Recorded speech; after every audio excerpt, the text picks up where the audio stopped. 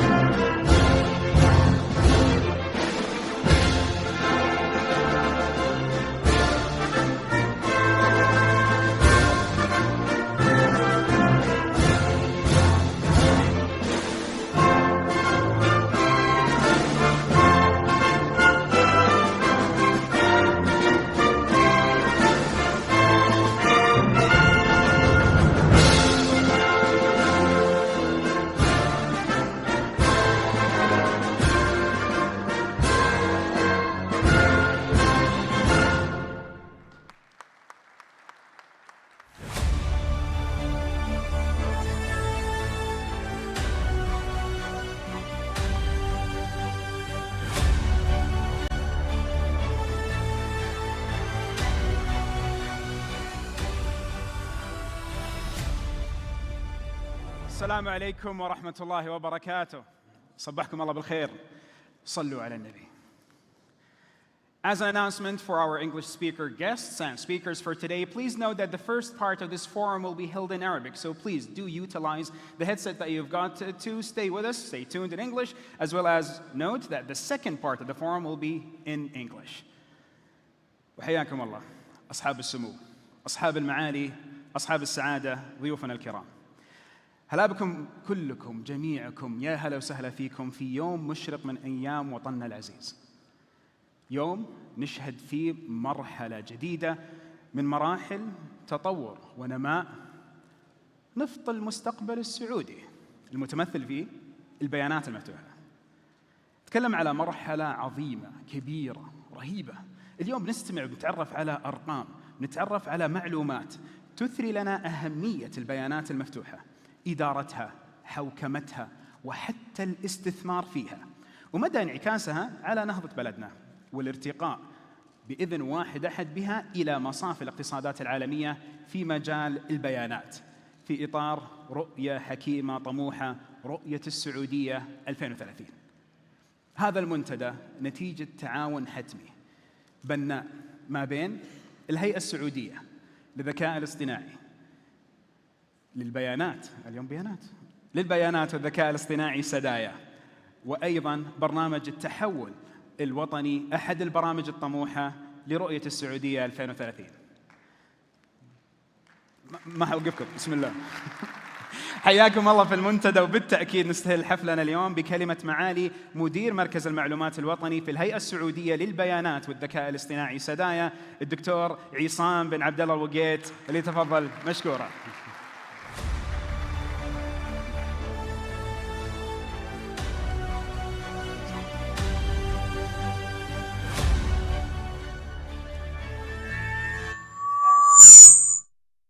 أصحاب السمو والمعالي والسعادة، السيدات والسادة، الضيوف الكرام، رواد المستقبل في العصر الرقمي للمملكة العربية السعودية، السلام عليكم ورحمة الله وبركاته. أشكر لكم حضوركم معنا للمنتدى السعودي للبيانات، هذا اليوم الذي نسعد بتنظيمه في الهيئة السعودية للبيانات والذكاء الاصطناعي سدايا، بالشراكة مع برنامج التحول الوطني، أحد البرامج الطموحة لرؤية السعودية 2030. ويسرني أن أقف فيه أمامكم لأستعرض معكم بعض ملامح الرحلة المتميزة لمملكتنا الحبيبة في تسخير الرقمنة والبيانات والذكاء الاصطناعي كركائز أساسية في سعيها نحو مستقبل مشرق. على مدار السنوات الماضية وفي خضم الدور المتسارع للذكاء الاصطناعي، أصبح جلياً في عالم اليوم بأن البيانات هي الوقود الجديد للدول والمنظمات على حد سواء، فامتد أثرها من تمكين الإبداع وتطوير منتجات وخدمات مبتكرة إلى دعم التخطيط الاستراتيجي واتخاذ القرارات وصولاً إلى تحفيز النمو الاقتصادي. إن التزامنا في الهيئة السعودية للبيانات والذكاء الاصطناعي بتعظيم الاستفادة من الفرص الكامنة في البيانات والذكاء الاصطناعي ليس خياراً استراتيجياً فحسب، بل عاملاً أساسياً في تحقيق الأهداف الطموحة لرؤية السعودية 2030، والتي تتعدى خطط التنويع الاقتصادي لترسم لنا مستقبلاً تكون فيه الرقمنة جزءاً أصيلاً من كافة مناحي الحياة، ويتم فيه اكتشاف البيانات واستغلالها في تحقيق التطلعات والطموحات. وما شراكتنا مع برنامج التحول الوطني إلا واحدة من الخطوات الفاعلة التي اتخذتها سدايا لتعزيز مستهدفات رؤيتنا الطموحة في السعودية 2030. وانسجاماً مع ذلك فقد وضعنا نصب أعيننا إيجاد منظومة متكاملة لمستقبل تكون فيه البيانات المفتوحة ليست متاحة فقط، بل يتم استخدامها بشكل مسؤول في تحسين جودة الحياة للأفراد، وكذلك لبناء سياسات ترتكز على الرؤى والتنبؤات ودعم الأبحاث في مختلف القطاعات كالصحة والبيئة وغيرها، وتساهم في تعزيز الاستدامة ورفع أثر وعوائد قطاع الأعمال والاستثمار، وفي بناء مستقبل يتمكن فيه رواد الأعمال السعوديين من تحويل أفكارهم الخلاقة إلى منتجات وخدمات جديدة ترتقي بالابتكار في وطننا الحبيب إلى آفاق جديدة. ولتحقيق ذلك أطلقنا في سدايا برنامج البيانات المفتوحة، والذي نركز فيه على تعزيز حوكمة البيانات المفتوحة ونشر مجموعة بيانات مرتفعة الأولوية وذات جودة عالية يسهل الوصول إليها، بالإضافة إلى التركيز على تحفيز النمو الاقتصادي وتحقيق الأثر المرجو من خلال تحفيز الإبداع ورفع مستوى التوعية بالبيانات المفتوحة وإرساء الشراكات محلياً وعالمياً.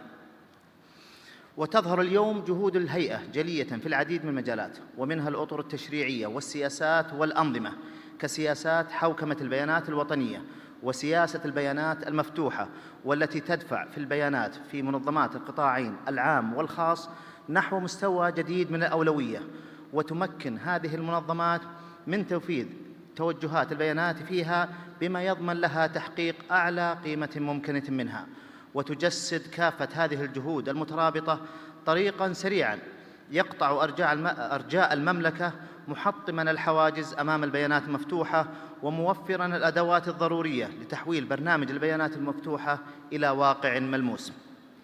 وأود أن أؤكد هنا على فهمنا العميق لاعتماد نجاح البيانات المفتوحة على تطوير المواهب والقدرات البشرية، فأصبح ذلك على رأس أولوياتنا، حيث نستمر في استقطاب أفضل المواهب والقدرات من مختلف أنحاء العالم بشكل متوازن مع تطوير قدراتنا ومواهبنا المحلية.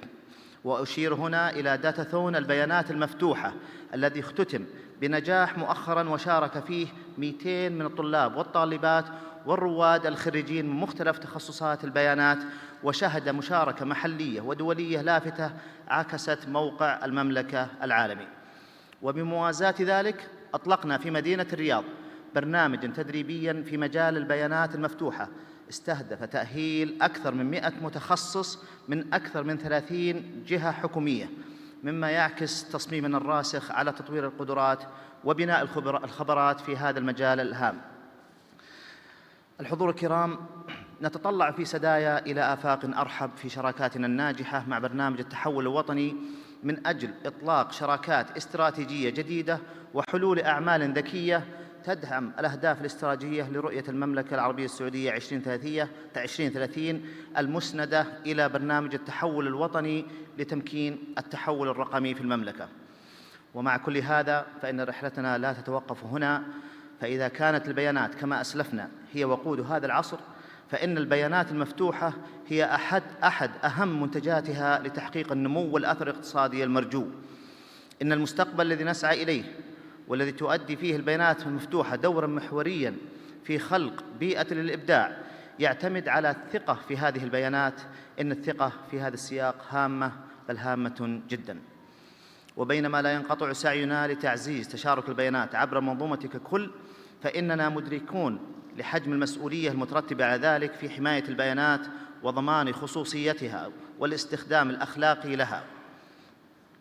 ولحجم المسؤولية المترتبة على ذلك في حماية البيانات وضمان خصوصية والاستخدام الأخلاقي لها، باعتبار ذلك المنطلق الأساسي في بناء مجتمع لا يعتمد على البيانات في التطور فحسب، بل يحترم كذلك حقوق الأفراد وخصوصيتهم.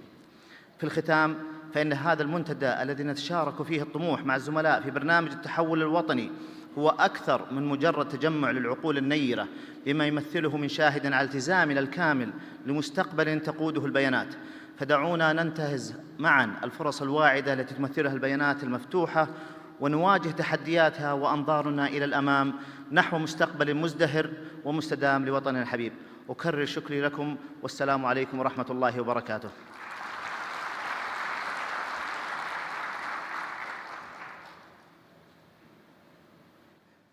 شكرا معالي الدكتور عصام. والآن مع كلمة الرئيس التنفيذي لبرنامج التحول الوطني سعادة المهندس ثامر بن عبد الله السعدون، فليتفضل مشكورا.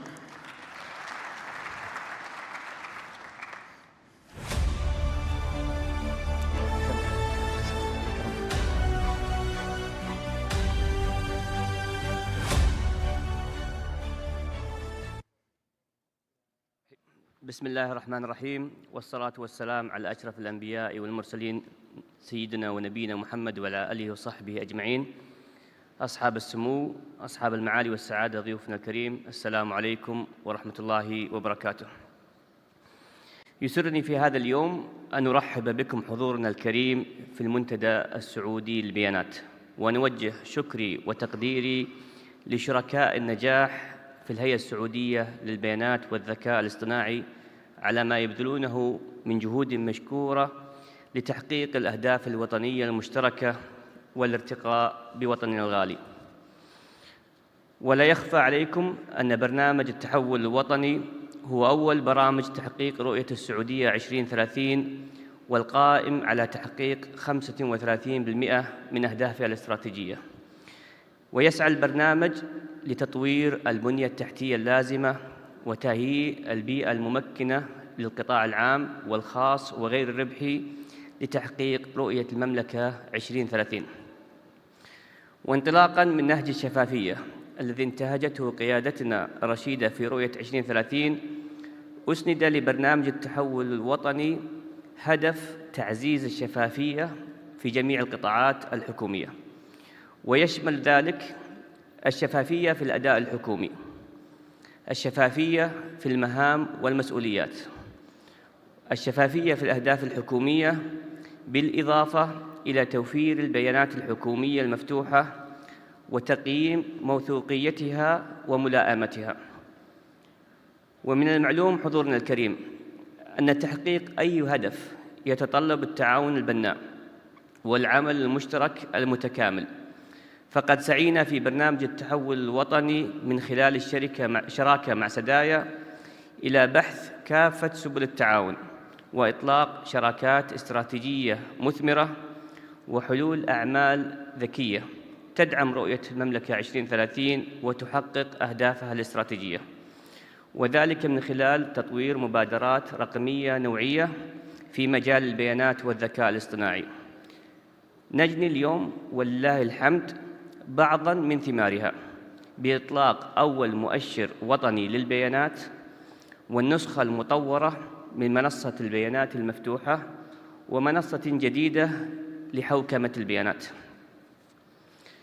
كما نتشرف اليوم باستضافة المهتمين وأصحاب الاختصاص في المنتدى السعودي للبيانات لتسليط الضوء على أهمية البيانات المفتوحة من خلال جلسات حوارية يشارك فيها نخبة من المختصين بالبيانات لمناقشة أحدث التوجهات في هذا المجال ودورها المحوري في رفع الشفافية وتعزيز الابتكار وتمكين اقتصاد مبني على البيانات. وختاماً أسأل الله جل وعلا أن يبارك في لقائنا هذا وأن يحقق لنا غاياتنا المنشودة وأن يديم على وطننا الأمن والأمان والرخاء والاستقرار. والسلام عليكم ورحمة الله وبركاته.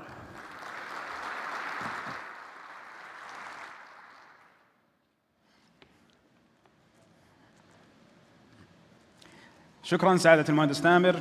أما الآن فمع كلمة حول منصات البيانات الوطنية يلقيها مساعد مدير مركز المعلومات الوطني لبنك البيانات الوطني في الهيئة السعودية للبيانات والذكاء الاصطناعي سدايا، سعادة الدكتور ياسر بن عبد العزيز التويل. حياك الله.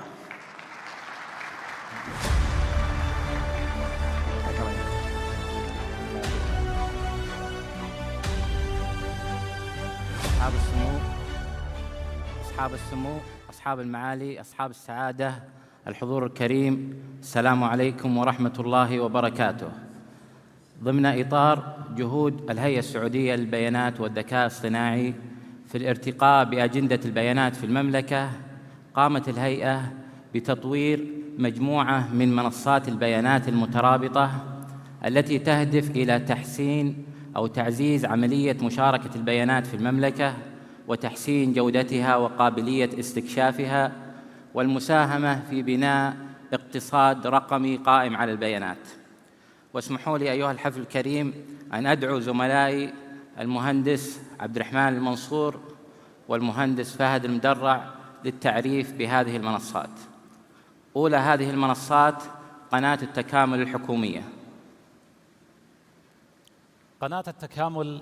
قناة التكامل الحكومية هي قناة آمنة لمشاركة البيانات التشغيلية أو اللحظية بين الجهات الحكومية، وذلك بهدف تحقيق التكامل والترابط بين الجهات وتمكين الجهات الحكومية من أتمتة الخدمات الخاصة بها، حيث تقوم الجهة الحكومية المزودة للبيانات بتطوير خدمة مشاركة البيانات API، ومن ثم نشرها على قناة التكامل الحكومية GSP ليتم الاستفادة منها من قبل الجهات الحكومية الأخرى. يوجد حالياً أكثر من 210 خدمة مشاركة بيانات منشورة على قناة التكامل الحكومية. هذه الخدمات توفر أكثر من 8500 حقل للبيانات، ويبلغ عدد عمليات مشاركة البيانات أكثر من 4.5 مليار عملية في السنة. كما قمنا في سدايا بتطوير بحيرة البيانات، وهي مستودع مركزي موثوق لحفظ البيانات الوطنية وتنقيتها ومعالجتها، ومن ثم مشاركتها مع الجهات المستفيدة لتمكينهم من بناء منصات وطنية لدعم اتخاذ القرار. طورنا في سدايا بحيرة البيانات باستخدام أحدث التقنيات والحلول في مجال البيانات الضخمة، ومن خلال بحيرة البيانات نحصل على بيانات الجهات الحكومية بطريقة آلية ومستمرة، ومن ثم نقوم بمعالجتها وتنقيتها ومشاركتها مع الجهات المستفيدة من أجل دعمهم وتمكينهم في بناء منصات وطنية لدعم اتخاذ القرار.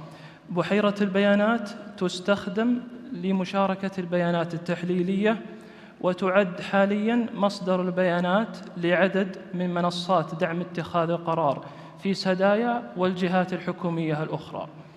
تحتوي بحيرة البيانات على بيانات أكثر من 290 نظام حكومي تحدث بشكل آلي ومستمر، كما تحتوي على أكثر من 80,000 حقل بيانات، ويبلغ حجم البيانات المخزنة في بحيرة البيانات أكثر من 85 تيرابايت. قناة التكامل الحكومية تستخدم لتبادل البيانات التشغيلية أو اللحظية بين الجهات الحكومية، بينما تستخدم بحيرة البيانات لتبادل البيانات التحليلية ولتمكين الجهات من بناء منصات وطنية لدعم اتخاذ القرار. ويوجد العديد من خدمات مشاركة البيانات APIs المنشورة على هاتين القناتين، ولكن كيف يمكن للجهات الحكومية الاستفادة من هاتين القناتين؟ كيف يمكن لجهة ما الاطلاع أو معرفة خدمات مشاركة البيانات المنشورة على هاتين القناتين؟ كيف يمكن لجهة طلب الاشتراك في خدمة معينة؟ وكيف يمكن للجهة المزودة أو المطورة لهذه الخدمة مراجعة طلب الاشتراك والاتفاق مع الجهة الطالبة للبيانات على بنود معينة وتضمينها في اتفاقية مشاركة بيانات؟ كل هذه الخطوات تتم بطريقة آلية من خلال سوق البيانات. سوق البيانات عبارة عن منصة وطنية تهدف إلى أتمتة كافة عمليات وإجراءات مشاركة البيانات بين الجهات الحكومية وفقاً لسياسات حوكمة البيانات الوطنية. وتحتوي المنصة على كافة خدمات مشاركة البيانات APIs المنشورة على منصة التكامل الحكومي GSP، وبحيرة البيانات، وبعد ذلك يمكن للجهات المستفيدة استعراض هذه الخدمات وطلب الاشتراك فيها والاستفادة منها. كما يمكن للجهات المزودة للبيانات مراجعة طلبات الاشتراك وكذلك اتفاقيات مشاركة البيانات. اليوم لدينا أكثر من 80 جهة حكومية مسجلة في سوق البيانات، وأكثر من 400 خدمة مشاركة بيانات APIs متاحة للاشتراك، وتم تطوير أكثر من 100 خاصية لإثراء تجربة المستخدم. استعرضنا حتى الآن كيف يمكن للجهات مشاركة البيانات فيما بينها، ولكن في أحيان أو في الكثير من الأحيان تطرأ حاجة لدى الجهات الحكومية لإعداد تقرير أو دراسة معينة. هذه الدراسة قد تكون عاجلة أو قد تكون البيانات المطلوب تحليلها لإعداد هذه الدراسة بيانات متشعبة أو بيانات ضخمة، مما يصعب من عملية الحصول عليها في فترة وجيزة من خلال قنوات مشاركة البيانات التي تم استعراضها قبل قليل. لذلك بدلاً من الحصول على البيانات لتحليلها، أتحنا في سدايا صلاحية الوصول للجهات الحكومية للوصول للبيانات المستضافة في بحيرة البيانات حتى يقوموا بتحليل هذه البيانات وإعداد الدراسات أو التقارير المطلوبة منهم.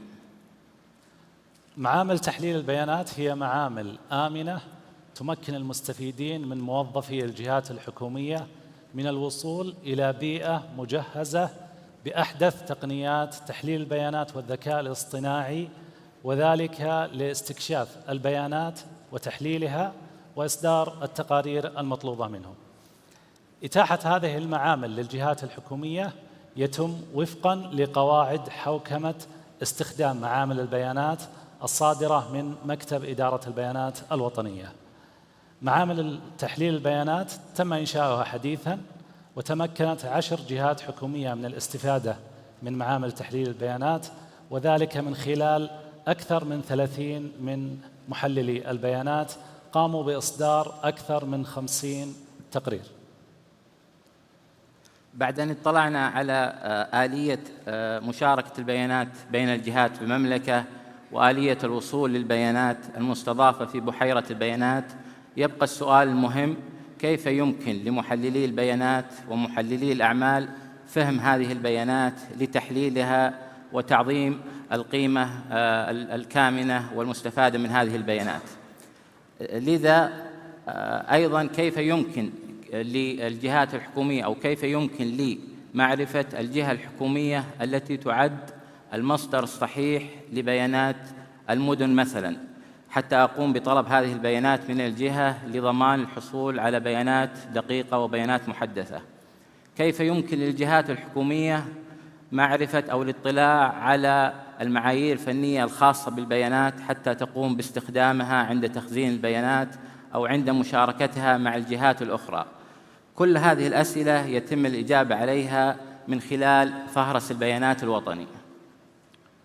فهرس البيانات الوطني عبارة عن منصة وطنية تهدف إلى توثيق البيانات الوصفية الميتاداتا لأنظمة الجهات الحكومية، وقائمة حقول البيانات في المملكة ومصادرها الصحيحة، بالإضافة إلى بعض السياسات والمعايير الخاصة بالبيانات.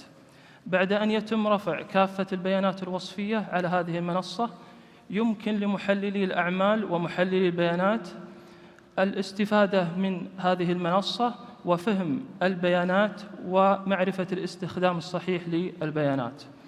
يحتوي فهرس البيانات الوطني على أكثر من 250 نظام حكومي مفهرس وأكثر من 300 مؤشر أداء، كما يحتوي على ما يقارب 3000 معيار بيانات مطور وموثق في فهرس البيانات الوطني.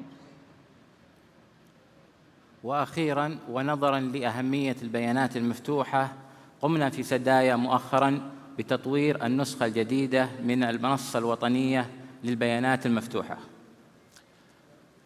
ما هي البيانات المفتوحة؟ البيانات المفتوحة هي البيانات التي من الممكن استخدامها ومشاركتها بدون أي قيود قانونية أو مالية أو تقنية. منها على سبيل المثال عدد المستشفيات وأماكنها، عدد المدارس وأماكنها، عدد السكان وتوزيعهم بحسب العمر. من هذا التعريف وهذه الأمثلة يتضح لنا مدى أهمية البيانات المفتوحة وأهمية وجود منصة وطنية للبيانات المفتوحة. لذا قمنا مؤخراً بتطوير نسخة جديدة من منصة البيانات المفتوحة تمكن الجهات الحكومية وغير الحكومية من نشر بياناتها المفتوحة وإتاحتها للمستفيدين مثل رواد الأعمال لتطوير وابتكار منتجات مبتكرة تسهم في بناء اقتصاد المملكة. منصة البيانات المفتوحة تحتوي حالياً على أكثر من 7000 مجموعة بيانات مفتوحة قام بنشرها أكثر من 190 ناشر ما بين جهة حكومية أو قطاع خاص. كذلك تحتوي المنصة على أكثر من 35 حالة استخدام أو قصة نجاح قاموا بالاعتماد في نجاحهم على استخدام البيانات المفتوحة. وبذلك نكون انتهينا أيها الحضور الكريم من استعراض عدد من منصات البيانات الوطنية التي قمنا بتطويرها في سدايا خلال الأعوام القليلة الماضية، والسلام عليكم ورحمة الله وبركاته.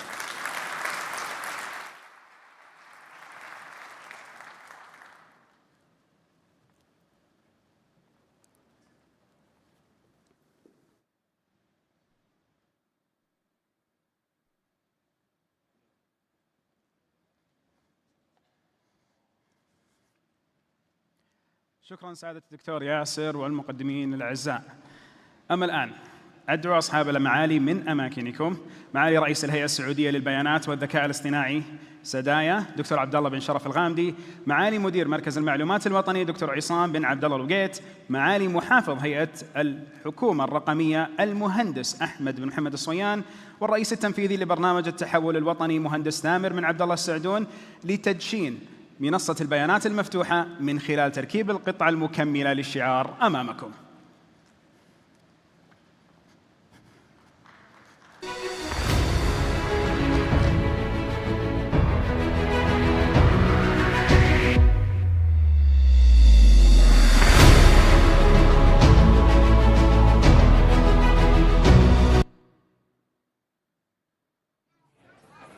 خير يا أخوي، إيش فيك؟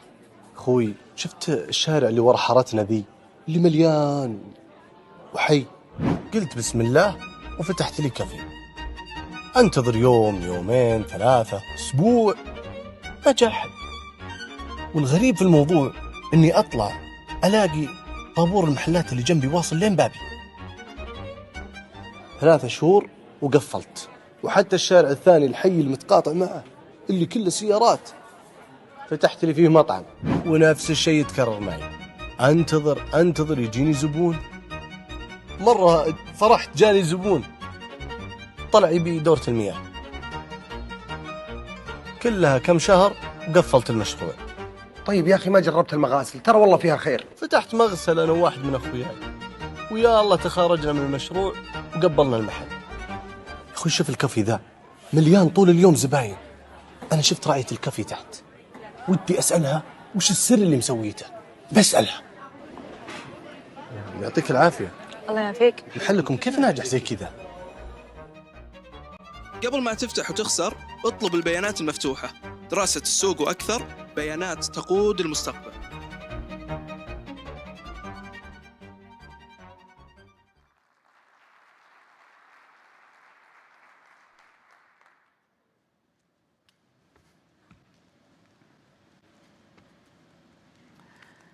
والآن مع كلمة معالي محافظ هيئة الحكومة الرقمية المهندس أحمد بن محمد الصويان، فليتفضل مشكورا.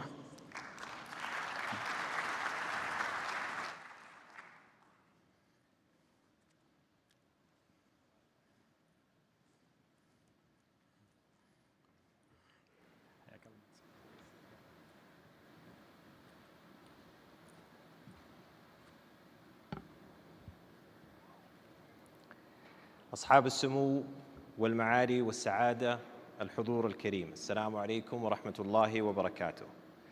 يواصل وطننا الغالي نهضة شاملة في المجالات كافة ضمن برامج ومستهدفات رؤية السعودية 2030، ويشهد التحول الرقمي تقدماً غير مسبوق في ظل رعاية ودعم لا محدود من مقام مولاي خادم الحرمين الشريفين الملك سلمان بن عبد العزيز، وسمو سيدي ولي العهد رئيس مجلس الوزراء الأمير محمد بن سلمان حفظهم الله، حيث حققت المملكة المرتبة الأولى على مستوى المنطقة في مؤشر نضج الخدمات الحكومية الإلكترونية والنقالة الصادر من لجنة الأمم المتحدة الاقتصادية والاجتماعية لغرب آسيا الإسكو. كما حققت المملكة المركز الثالث على مستوى العالم من بين 198 دولة في مؤشر نضج الحكومة الرقمية الصادر من مجموعة البنك الدولي. كما جاءت المملكة من ضمن أفضل دول العالم في مجالي توفير معلومات الخدمات الحكومية وإتاحة ومشاركة البيانات المفتوحة للمواطنين والقطاعات الغير حكومية بنسبة 100%، وذلك وفقاً لبيانات الأمم المتحدة في مؤشر تطور الحكومة الإلكترونية. وكان للهيئة السعودية للبيانات والذكاء الاصطناعي سدايا الدور البارز في المساهمة في تحقيق هذه الإنجازات من خلال العديد من البرامج والمبادرات النوعية. واليوم تواصل سدايا تميزها بإطلاق 3 منتجات وطنية جديدة، وهي منصة البيانات المفتوحة 2.0 ومنصة حوكمة البيانات والمؤشر الوطني للبيانات نضيء. وتأتي هذه الإطلاقات لتؤكد اهتمام حكومة المملكة العربية السعودية بقيمة البيانات ودورها في الاقتصاد العالمي، حيث تتسابق الدول جميعاً إلى التحول من الاقتصاد التقليدي إلى الثورة الصناعية الرابعة من خلال اقتصاد البيانات والمعلومات والذكاء الاصطناعي كأحد المكونات الرئيسية للاقتصاد الرقمي. وفي هذا الإطار يبرز دور البيانات كأحد العناصر الأساسية في تعزيز التحول الرقمي في المملكة ونقل وتحويل اقتصادها إلى اقتصاد قائم على البيانات والمعرفة. وتؤدي البيانات المفتوحة دوراً هاماً في تعزيز شفافية عمل الحكومات والمؤسسات وتحفيز الابتكار ودعم القرارات الاستراتيجية وتمكين مقومات البحث العلمي. وتؤكد الأرقام والإحصائيات في المملكة إلى وجود تقدم واضح في هذا المجال، حيث سجلت المنصة الوطنية للبيانات المفتوحة آلاف عمليات التحميل لحزم البيانات وملايين المشاهدات على صفحات البيانات لمختلف الجهات الحكومية في كل القطاعات. وحققت المنصة ما يقارب 8 مليون مشاهدة لحزم البيانات التي تجمع أكثر من 7,000 حزمة. ونرى البحوث العلمية تعتمد على المنصة كمرجع أساسي للبيانات المفتوحة، كما أتاحت فرص جديدة لخلق استثمارات في قطاعات متعددة. وأحد أبرز الأمثلة تأسيس عدد من الشركات الريادية بنماذج أعمال تعتمد بشكل أساسي على البيانات المفتوحة مثل منصة سهيل وعقار ساس بالشراكة مع وزارة العدل ووزارة الشؤون البلدية والقروية والإسكان والهيئة العامة للعقار. الحضور الكريم، نعمل في هيئة الحكومة الرقمية والهيئة السعودية للبيانات والذكاء الاصطناعي سدايا مع أكثر من 190 جهة على إتاحة حزم البيانات عالية القيمة في مختلف القطاعات. وتم خلال هذا العام فقط تحديث وإضافة أكثر من 1200 حزمة، وهي زيادة بما يقارب 6 أضعاف العام الماضي فقط. وتتوفر 97% من هذه الحزم في عدة صيغ مقروءة آلياً على المنصة بشكل مباشر. كما نشرت أكثر من 26 جهة بياناتها على المنصة لأول مرة في هذا العام. وارتفع معدل التحميل لحزم البيانات هذا العام بما يقارب 3 أضعاف معدل الأعوام الثلاثة السابقة. ختاماً، يسعدني أن أدعو جميع الشركاء من الجهات الحكومية والقطاع الخاص والقطاع الغير ربحي إلى العمل يداً بيد لتحقيق مزيد من التقدم في تنظيم البيانات وتصنيفها وجودتها وإتاحتها، كي نحقق معاً القيمة المثلى بما يلبي مستهدفات رؤيتنا لمستقبل مزدهر يعتمد على المعرفة والابتكار. والسلام عليكم ورحمة الله وبركاته.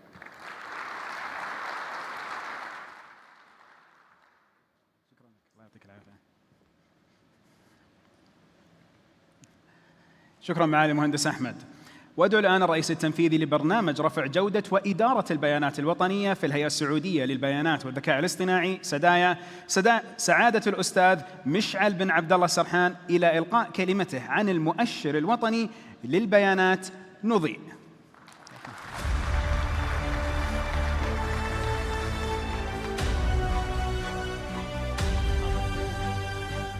أصحاب المعالي، أصحاب السعادة، أيها الحفل الكريم، السلام عليكم ورحمة الله وبركاته. في ظل قيادة خادم الحرمين الشريفين الملك سلمان بن عبد العزيز وولي عهده الأمين حفظهما الله، نسعد اليوم في المنتدى السعودي للبيانات بإطلاق منجز وطني جديد يكمل ما حققته المملكة العربية السعودية ولله الحمد من منجزات وطنية منذ إطلاق رؤيتنا الطموحة 2030، وهو المؤشر الوطني للبيانات نضيء، الذي يأتي ثمرة جهود الهيئة السعودية للبيانات والذكاء الاصطناعي في وقت شهدت فيه البيانات في السنوات القليلة الماضية اهتماماً كبيراً في العالم نتيجة أهميتها التنموية، وإنفاذاً للأمر السامي الكريم رقم 5927 وتاريخ 24 محرم 1445 الذي نص على قيام الهيئة السعودية للبيانات بإنشاء مؤشر نضج البيانات. تم تصميم المؤشر الوطني للبيانات بنموذج مستحدث كأول مؤشر وطني مبتكر يندرج تحت مبادرات برنامج التحول الوطني، أحد برامج رؤية السعودية 2030، ليسهم في تعزيز الشفافية في كافة الجهات الحكومية وفي متابعة رحلة نضج البيانات.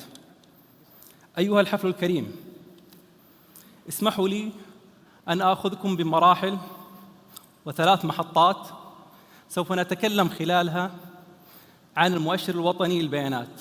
المحطة الأولى مراحل تطوير المؤشر الوطني للبيانات. تم إعداد وتجهيز المؤشر الوطني للبيانات وفق أفضل الممارسات العالمية بعد دراسة المؤشرات الدولية والمؤشرات المحلية، ومن ثم تم بناء النموذج بتعاون أصحاب المصلحة في الهيئة السعودية للبيانات والجهات الحكومية، كما تم وضع المعايير ومكونات المؤشر بما يخدم ما قامت به سدايا خلال السنوات الماضية. المرحلة الثانية مرحلة التهيئة. قامت الهيئة السعودية للبيانات والذكاء الاصطناعي بعد تجهيز جميع المعايير ومكونات المؤشر بعقد ورش عمل تقارب 15 ورشة عمل إلى 52 جهة حكومية مستهدفة في المؤشر.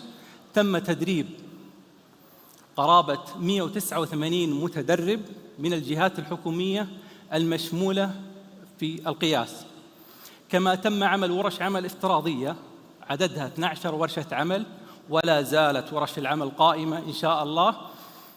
تم الاستفادة منها من أكثر من 400 مستفيد وممثلة للجهات الحكومية، ونسعى بعد ذلك إلى إن شاء الله أن يتم تدريب كافة الجهات المستهدفة، وحيث أن اليوم نطلق المؤشر الوطني للبيانات ونفتح نافذة جديدة نضيء الاقتصاد بالبيانات من خلالها، ورفع الوعي لدى الجهات الحكومية وتعزيز ثقافة الشفافية للجهات الحكومية.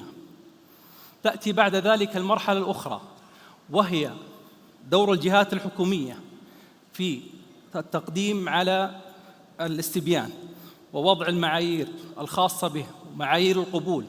وللشفافية القصوى تم تحديد معايير القبول لكل وثيقة سيتم إرفاقها ليكون بالتساوي بين الجهات الحكومية. كما سنقوم بزيارة الجهات الحكومية أيضاً للتحقق من الوثائق التي تم تقديمها. الحزم يجب أن يكون لأن هذا هو نفط المستقبل، وبإذن الله سيتم رفع تقارير للجهات الحكومية، من خلالها سنمكن الجهات الحكومية من معرفة قصور الجوانب الخاصة بممارسة إدارة البيانات، وأيضاً التوصيات للرفع من مستوى الجهات الحكومية. هذه هي المحطة الأولى. المحطة الثانية، قامت الهيئة السعودية للبيانات والذكاء الاصطناعي خلال السنوات الماضية بتطوير ركائز أساسية، وهي البنية الرقمية والتقنية كما أشار لها سعادة الدكتور ياسر التويم، وأيضاً الركيزة الأخرى وهي البيئة التشريعية والتنظيمية. تم تطوير إطار موحد للبيانات لإدارة البيانات في المملكة العربية السعودية، من خلاله تم تعريف أكثر من 8 مبادئ رئيسية، منها البيانات كأصول وطنية، وثقافة البيانات، والأصل في البيانات المشاركة، وأيضاً يندرج تحتها 14 مجال من مجالات إدارة البيانات. جميع هذه المجالات تكون دورة حياة البيانات، من الإنتاج إلى الاستخدام إلى المشاركة إلى المعالجة إلى الاستكشاف إلى الاستهلاك، بحيث نغطي جميع الجوانب في إدارة البيانات من خلال المعايير الخاصة والمواصفات الخاصة. ليس هذا فقط، بل قامت سدايا بجهود كبيرة من خلال تدريب وتأسيس أكثر من 200 مكتب إدارة بيانات في الجهات الحكومية، وكذلك تدريب أكثر من 2000 متدرب، ولكن من خلال توفير 4000 أو أكثر من 4000 مقعد تدريبي لشهادة احترافية متخصصة في إدارة البيانات وفي حماية البيانات وحوكمتها. كما قامت سدايا خلال هذه الرحلة بعقد ورش عمل لأكثر من 500 ورشة عمل للجهات الحكومية لرفع الوعي والثقافة الخاصة بالبيانات. أما محطتنا الثالثة، فنستعرض معكم مكونات المؤشر الوطني للبيانات، حيث يتكون المؤشر الوطني للبيانات من 3 مكونات رئيسية. المكون الأول استبيان قياس نضج ممارسات إدارة البيانات في الجهات الحكومية، حيث نقيس من خلال 42 معيار أداء الجهات الحكومية في ممارسة إدارة البيانات من خلال مكونات الأفراد والإجراءات والتقنية. كما أيضاً يقيس المؤشر من خلال الاستبيان الخاص بقياس النضج، يقيس الامتثال لضوابط إدارة البيانات، بحيث تم وضع ضوابط ولزاما على الجهات الحكومية أن تلتزم بهذه الضوابط، فوضع القياس الامتثال لضوابط مواصفات إدارة البيانات 191 مواصفة التي سيتم قياسها إن شاء الله من خلال المؤشر. كما قمنا أيضاً بتطوير أكثر من 20 معيار لقياس المؤشرات التشغيلية للمنصات الوطنية التي تم الإشارة إليها. وأخيراً وليس آخراً، نمضي معاً لنضيء المستقبل بالبيانات. والسلام عليكم ورحمة الله وبركاته.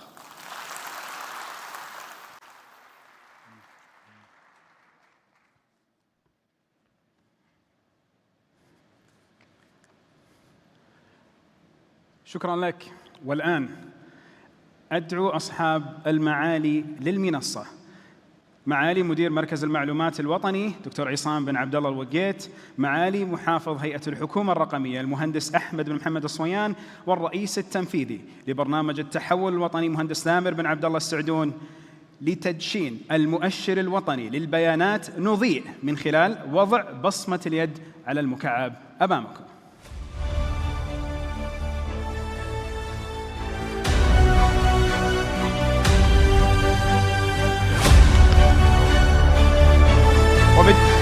وبالتأكيد صاحب السمو الأمير بندر بن عبد الله المشاري آل سعود، مساعد وزير الداخلية لشؤون التقنية.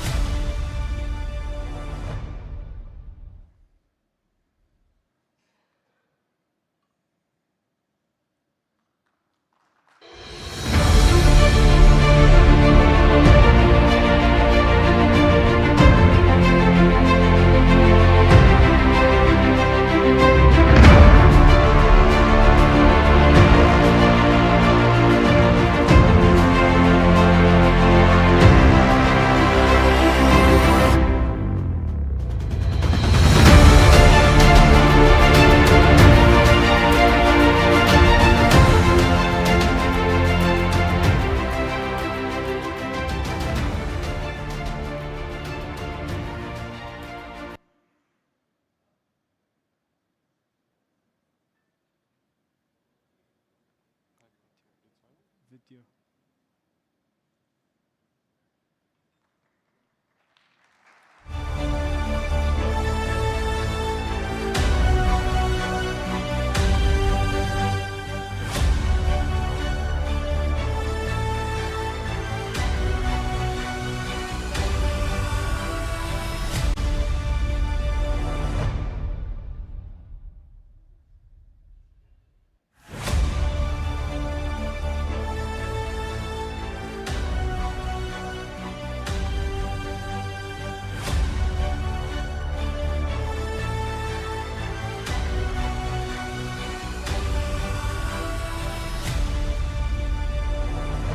انطلاقاً من أهداف 2030 الساعية لخلق اقتصاد رائد قائم على البيانات، تطلق الهيئة السعودية للبيانات والذكاء الاصطناعي سدايا المؤشر الوطني للبيانات نضيء للمتابعة المستمرة لقياس مدى نضج ممارسات إدارة البيانات والتزام الجهات بتطبيق ضوابط ومواصفات إدارة البيانات الوطنية لرفع وتحسين مستوى البيانات لدى الجهات الحكومية وفقاً لإطار عمل شامل يبدأ بتصميم المؤشر ومكوناته ليلبي احتياجات النموذج التشغيلي لتفعيل المؤشر وإطلاقه ضمن 3 مكونات رئيسية، وهي استبيان قياس النضج، ويشمل 42 معياراً لقياس نضج ممارسات إدارة البيانات من 3 جوانب: الأفراد، العمليات والتقنية. قياس الامتثال 191 مواصفة لقياس مدى امتثال الجهات في تطبيق ضوابط ومواصفات إدارة البيانات الوطنية. قياس المؤشرات التشغيلية لقياس مدى تفاعل الجهات ومساهمتها في المشاركة في المنصات الوطنية للبيانات ل20 معياراً. معاً نضيء أساساً اقتصادياً قائماً على البيانات.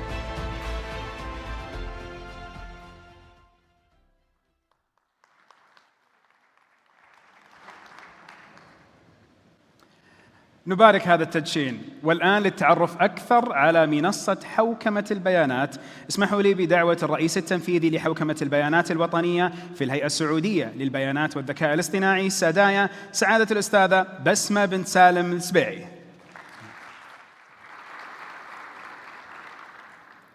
أصحاب السمو، أصحاب المعالي، أصحاب السعادة، حضورنا الكريم، السلام عليكم ورحمة الله وبركاته. في ظل رؤية السعودية 2030 تسعى المملكة نحو عصر جديد يعزز من استثمار مقوماتها في مختلف المجالات، ومنها مجال البيانات الذي تزخر به القطاعات الحكومية والخاصة والخدمات المعتمدة على تلك البيانات، لما للبيانات من دور فعال في رفد الاقتصاد الوطني وتعزيز الشفافية بين هذه القطاعات. ومع التطور المضطرد في التقنيات وتنوع استخداماتها التي سهلت الحصول على البيانات ومشاركتها، تتضاعف أهمية تشريع وتنظيم البيانات الشخصية والمحافظة عليها. وفي هذا الحفل الجميل تفخر الهيئة السعودية للبيانات والذكاء الاصطناعي سدايا بإطلاق إحدى ثمار جهودها وعملها الدؤوب، حيث تمكنا بفضل الله تعالى ثم بالدعم المستمر من قيادة سدايا من بناء وتطوير منصة حوكمة البيانات الوطنية التي تسعى إلى تسجيل الجهات المشمولة بنطاق تطبيق النظام لرفع مستوى التزامها بأحكام النظام ولوائحه عن طريق تقديم الدعم للمحافظة على خصوصية الأفراد وحماية حقوقهم. أيها الحضور الكريم، ستقدم المنصة فور إطلاقها اليوم بإذن الله عدداً من الخدمات التي تستفيد منها الجهات الحكومية، وهي خدمة الإشعار عن حادثة تسرب البيانات الشخصية، وخدمة تقييم الأثر على الخصوصية، وخدمة الدعم القانوني، وكذلك خدمة تقييم الالتزام بنظام الحماية ولوائحه، كذلك أداة تقييم الذاتي للالتزام، وأيضاً خدمة متابعة الإجراءات التصحيحية. وفي الختام نؤكد على أننا نثق بوعي وجهود العاملين في الجهات الحكومية والخاصة بأنها سترفع من معايير المملكة في المحافظة على خصوصية الأفراد في البيانات الشخصية. شكراً لكم.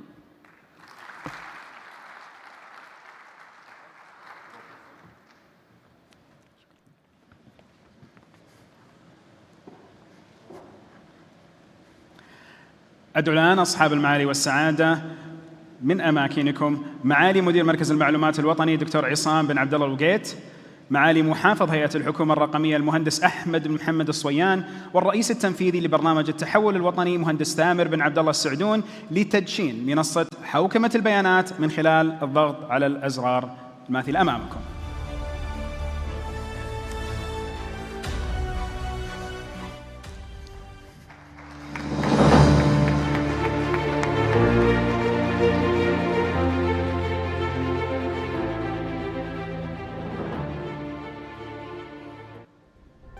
حماية لحقوق أصحاب البيانات وحفاظاً على خصوصيتهم، تطلق سدايا منصة حوكمة البيانات الوطنية لتسجيل الجهات المعنية بتطبيق نظام حماية البيانات الشخصية من أجل بناء سجل وطني موحد يمكن الجهات من تنفيذ التزاماتهم بيسر وسهولة من خلال مؤشرات قياس تعكس مدى التزامهم بالأنظمة واللوائح.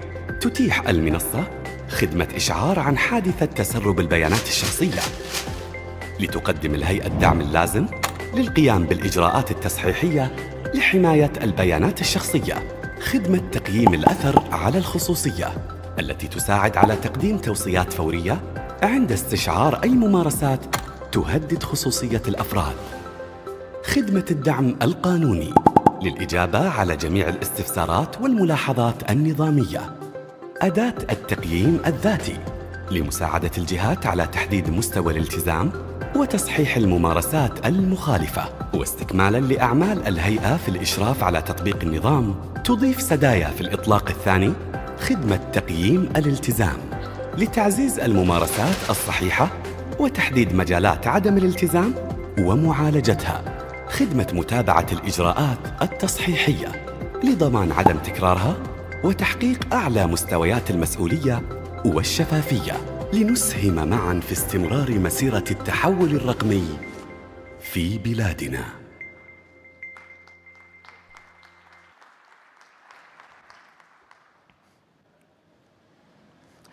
أيها الحفل الكريم، بإذن واحد أحد بيكون عندنا معلومات كثيرة بنتعرف عليها زي البيانات المفتوحة، الاستفادة من البيانات المفتوحة في القطاعات الرئيسية، البيانات المفتوحة والتأثير الاجتماعي والمشاركة المجتمعية، وبالتأكيد التعاون والشراكات في مجال البيانات المفتوحة. ولكن نكمل ونستكمل إن شاء الله أعمال المنتدى السعودي للبيانات بعد استراحة قصيرة. نلقاكم في الساعة 12 بإذن الله مع 4 جلسات مثرية، وشكرا لكم.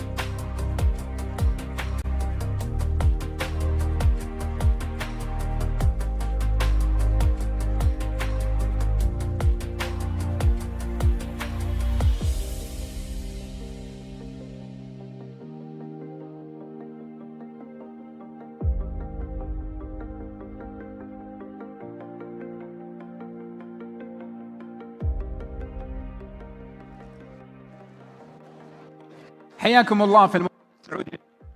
بدايتنا إن شاء الله بتكون بعد 5 دقائق.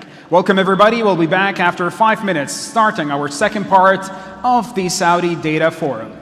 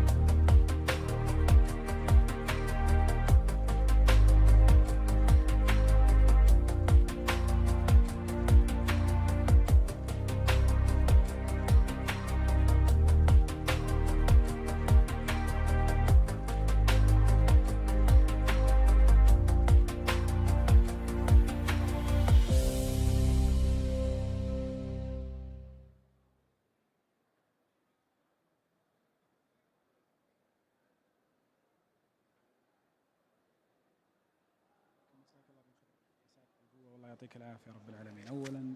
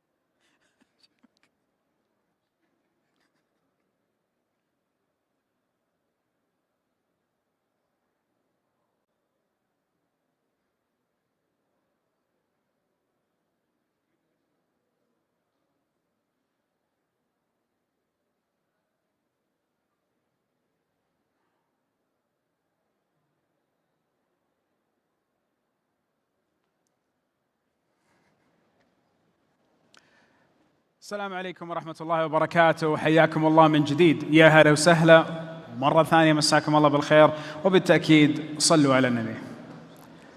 Welcome to the second part of the forum. In this second part, we will have 4 sessions. Those sessions will enrich all the information that we would like to need about open data, about utilizing them, about their identity to be clear of, as well as the future of investment in open data. Allow me to welcome for our first session, an introduction to open data, the moderator for this session, Dr. Abdulrahman Habib, Deputy Chief Strategy Officer at Sadaya. حياك الله يا دكتور.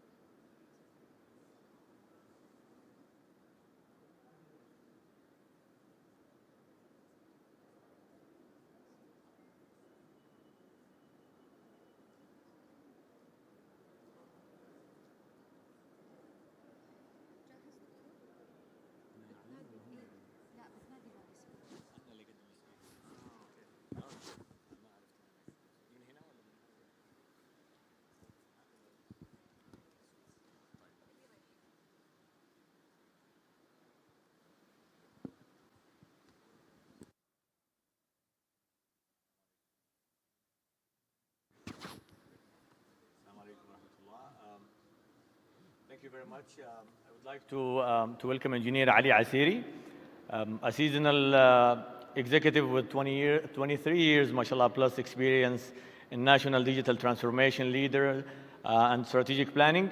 He led Melina Digital for GovTech as the chairman and CEO. So welcome with me, Engineer Ali Asiri. Second, I would like to welcome Dr. Ott Wilsberg. He's a renowned Estonian IT specialist and a government official, known for his expertise in data governance and open data and AI. Please welcome with me Dr. Ott. I would like also to welcome Mr. Karen. He's a tenured consultant and an advisor for public and private sector clients for all things of data analytics and AI for more than a decade globally. Welcome, Karen. And last but not least, Engineer Abdul Qadir Al-Mus'abi. He's an experienced data scientist with a decade-long history in aviation, aerospace industries. He's an expert at SADU, and more importantly, the founder for the Saudi data community. Welcome, Abdul Qadir.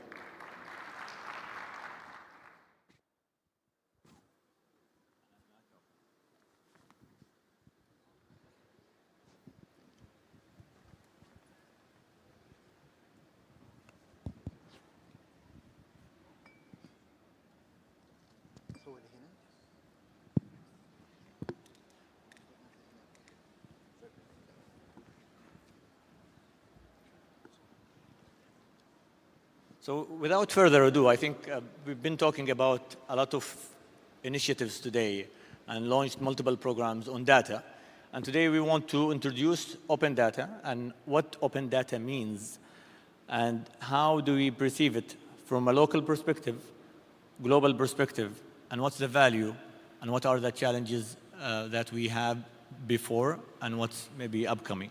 So maybe I will start with Engineer Ali because he's one of the main, I think, key figures in Saudi Arabia for the open data, and he led Yasser for multiple years, and maybe he will give us an introduction and a brief about the journey and also what that means, open data. Thank you. Thank you, and it's a pleasure to be here in this fabulous event, especially in kicking off very promising programs and indices to push data adoption and open data. That's something that we all feel proud about. How it happened, I would say this is 7 years ago.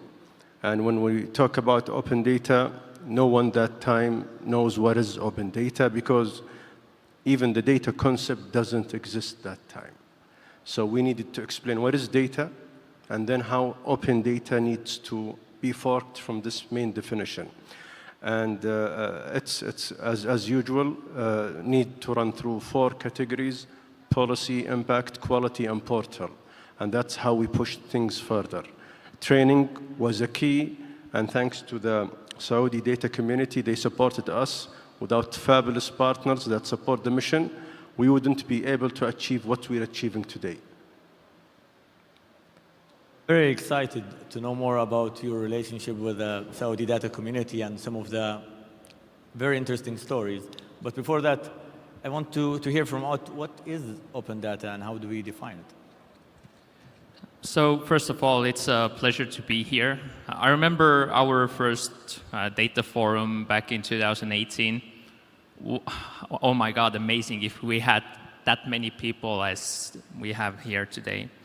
So when going back to the open data definition, in 2018, Estonia was actually one of the last countries in Europe when it came to open data publication. And back then, the discussions were oftentimes between open data and public information. So oftentimes when we approached government agencies, they told that, no, this is not open data. This is public information. And I always ask, what's the difference between public information, open data, and where do you draw actually the line? So we made a change in our legislation and in our way of defining open data altogether. So everything that is publicly available, that has no restrictions, is open data. It doesn't mean that there are no restrictions. You can still use licensing terms to restrict, for instance, commercial use or require attribution to the data owner. But in essence, for us, open data is data that has no restrictions. So it is freely available to use. And as a result, we are now struggling with or tackling new problems that everyone provides the right licensing terms. Open data can also be personal data because there are no restrictions. However, you need to follow GDPR. So you still need to consider that you are processing personal data. And in our legislation, we have a requirement that all open data, machine-readable open data, needs to be accessible via government open data portal. So this is the gateway to access and utilize data itself. I think Abdelkader work with the community and maybe represent the community. What's the role of the community and what do you do, guys? First, if we going to talk about the community, we started, like Muhandis Ali said, 5 years ago, 2018. And at that time, the speaking about data was rare. And when we started, we tried to build a special programs that will help every category of the community. What's the categories of the community? First category, who don't know anything about data. And for those who don't know anything about data, we created a program. Its name is بيانات رمضانية or Ramadan data. And we are trying to, through this program, to give them general view of the field. And the second category, which is the biggest, the beginner and intermediate students are trying to know what does, or trying to apply what did they learn. And this category, they aim for 2 things.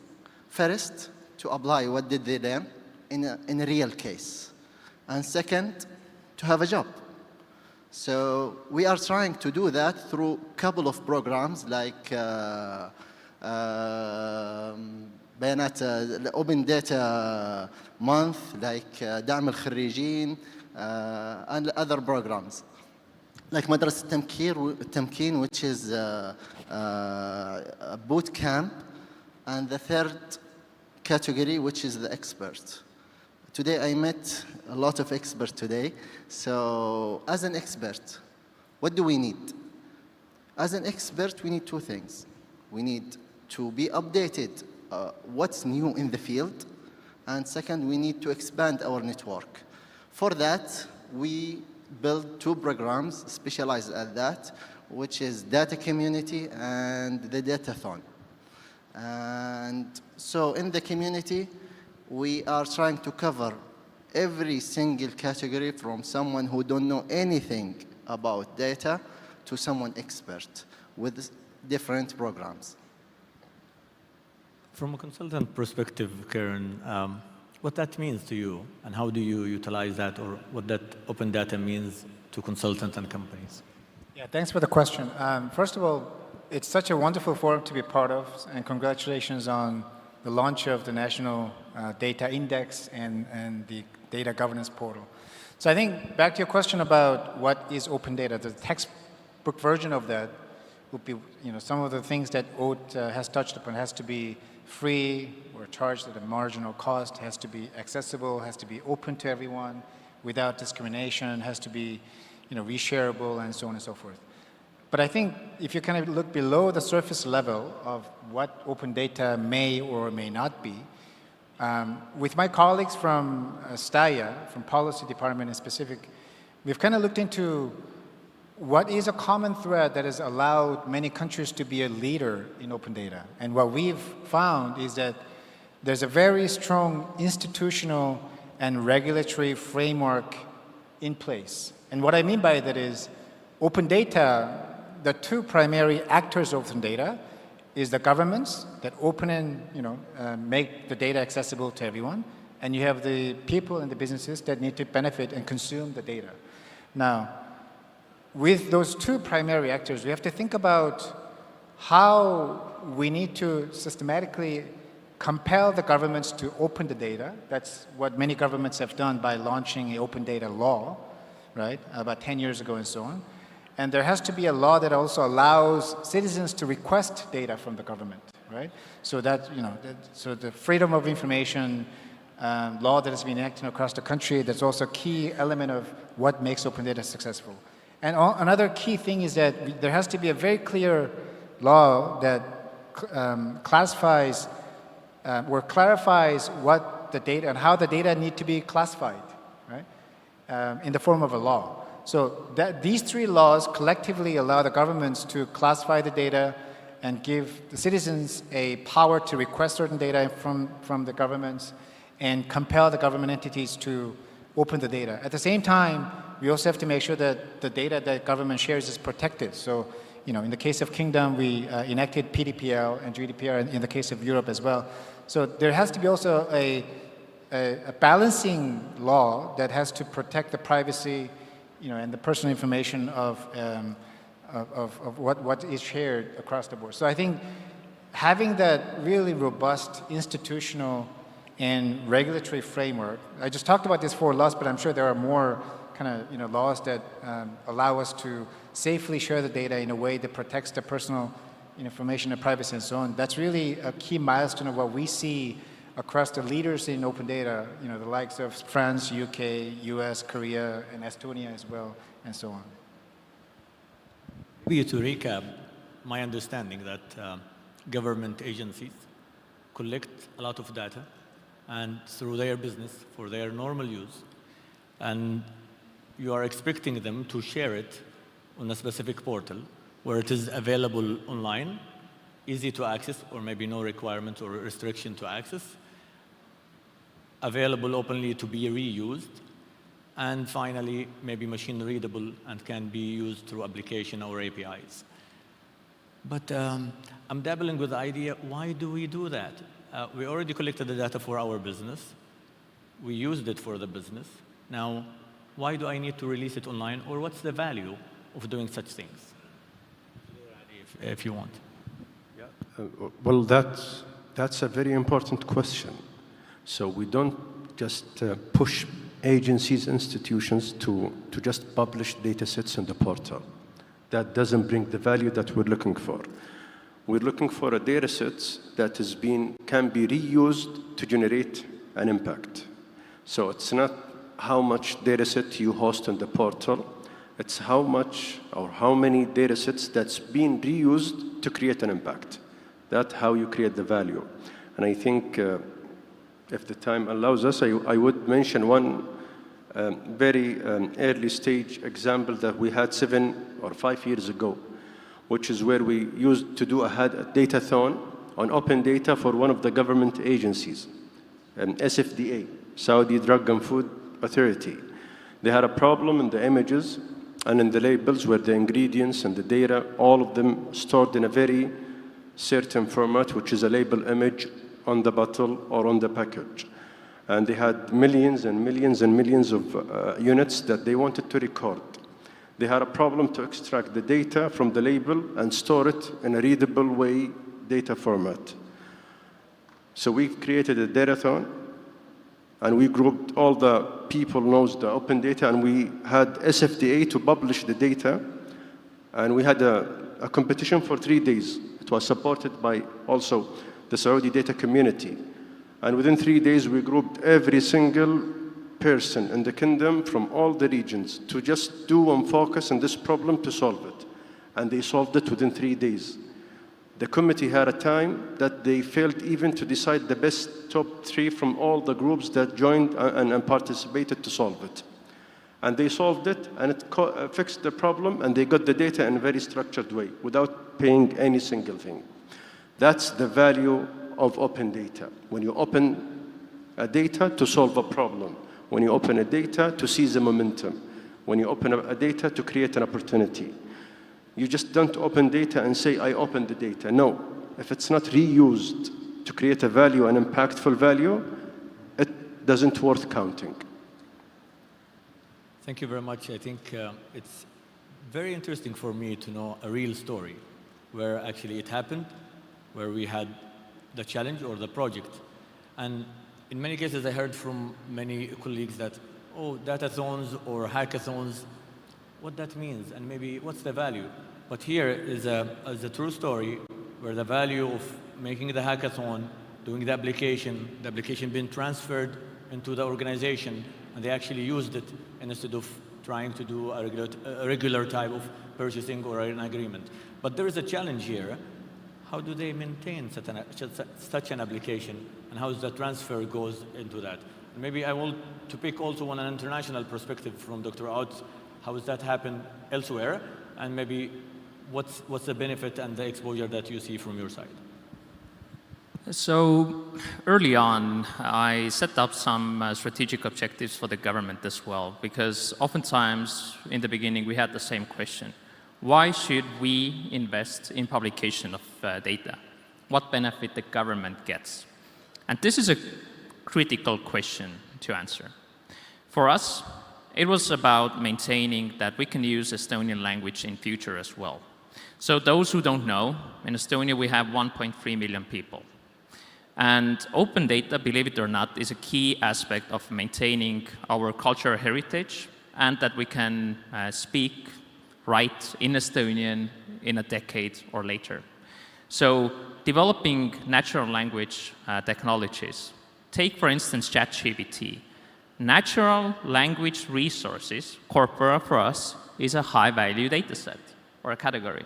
So the government must proactively publicize, and we are together with companies and research. Data publicly available, together with the business requirement, we got a model that actually performs.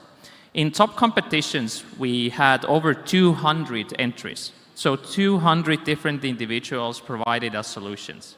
So again, this is a community-driven approach.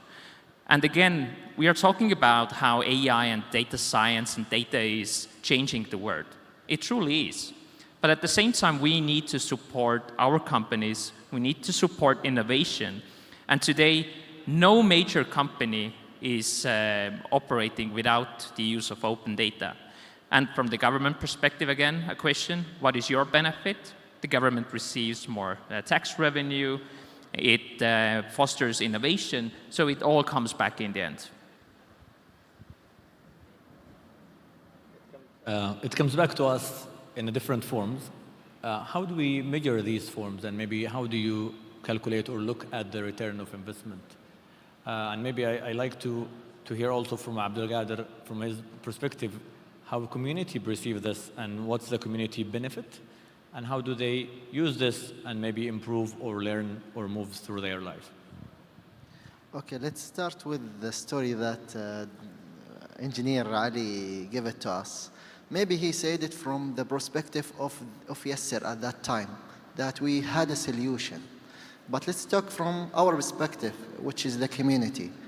At that time, we had more than 100 participants learn how to deal with the pictures and how to extract information from pictures.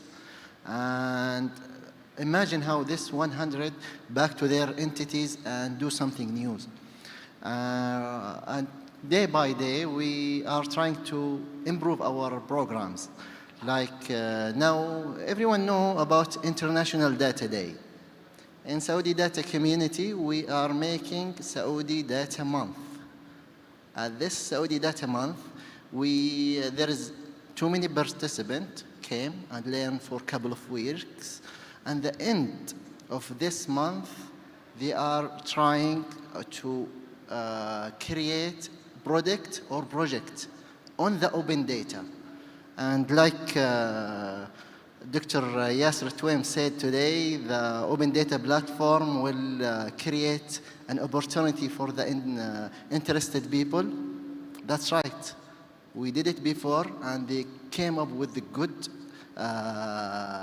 insight, with good projects upon in that data at that time. And there was an STC platform, they used it, and they used another platform. So the community is trying to use this, and now it's available. They can use it and manipulate it and find a new solution, a new product. So people are learning. Some students are coming to the events there to learn. Others are coming with experience to help solve the problem. They are mingling together and working together. And maybe most importantly, we are giving exposure to also the innovation within different government agencies or whomever the agencies were providing the data and looking for the outcome. So how is that, Karen, value echoes from your perspective, and how do consultants or even policy advisors look at these activities, and how can we improve it and make it better?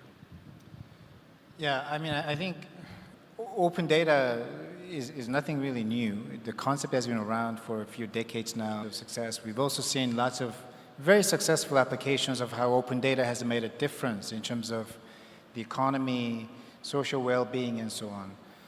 Just to maybe mention a few notable examples. I mean, if you think about the global positioning system, the GPS, right? The decision the US government has made the data accessible to all, that has transformed the way we navigate and use the maps forever.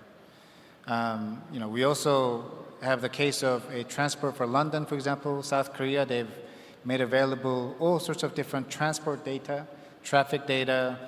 In the case of South Korea, they actually put a GPS device on every single bus and the subway. And the private sector has come up with a lot of innovative solutions using the data that has changed the way people travel, and come up with their more accurate estimated time of arrival and so on and so forth. That is also freely available to all the map services providers as well. So that, as a result, what happened is that it actually created very competitive local ecosystem of the services that global giants like the likes of Google and so on, they've actually exited the Korean market because they couldn't compete with the advantages of the data that local governments has provided for all, but then I guess for the global giants, they didn't want to keep up, or they don't want to invest in a small market. So I don't see why that's not possible in Saudi, where we have a private sector company that is built on the advantage of having the local open data the Saudi government has made available, where we can compete very competitively with global giants like the Google, where they don't provide much customization for the services they provide here as well. And, let's also then look no further than the examples of Suhail, for example, right? That's another example that's built on open data that gives you pricing information about different real estates. And also the Baladi app that's launched by Mumra.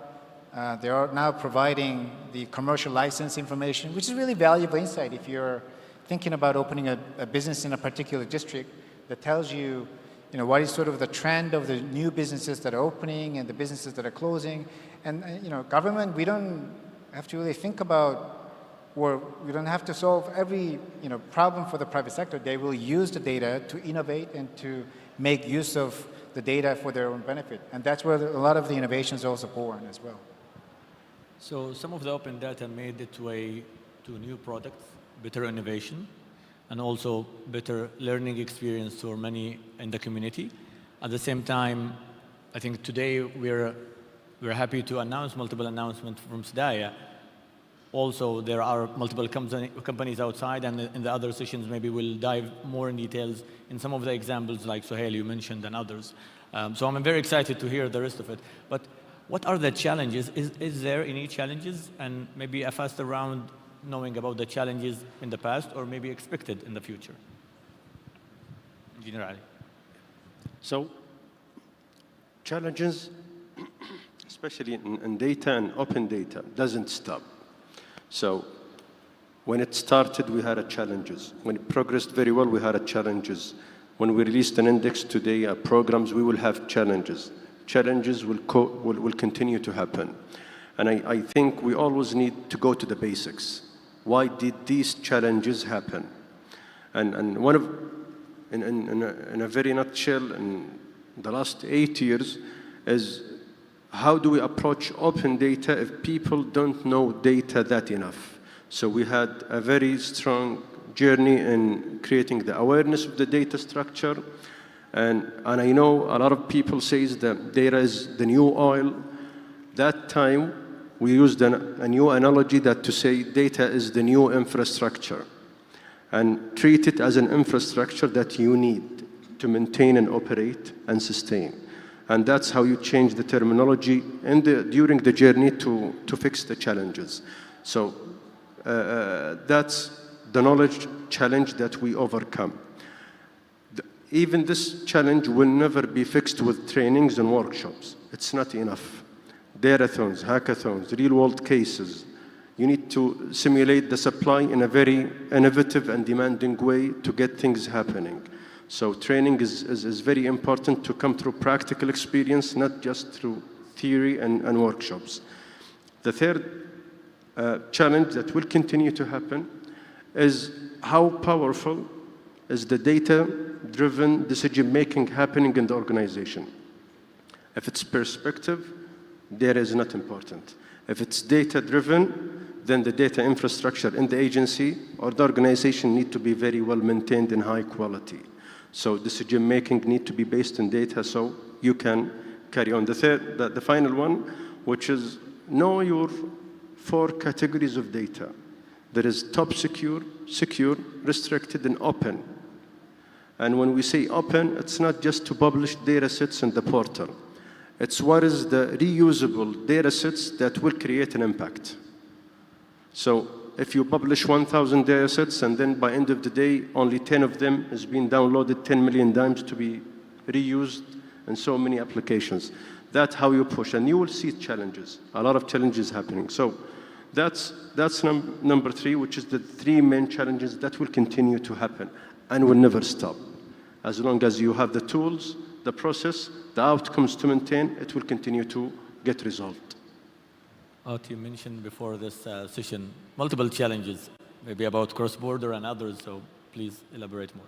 Yes. So first of all, one of the main challenges is definitely skills and competencies, and I cannot stress how much importance that is. You can never do enough when it comes to upskilling and reskilling. The second thing is lack of data governance practices. Even if oftentimes data sets themselves are provided metadata, then data elements, unfortunately, their quality and descriptions are lacking oftentimes. And data quality processes are like, so systematic data management within organizations.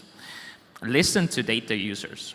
There is not enough outreach to potential reusers and actually considering their needs. What is your service level agreement when you provide data? Do you notify your users when there are malfunctions or changes? So this is something that must be a kind of a critical aspect that everyone follows. And finally, just start moving and testing out and seeing how the community reacts.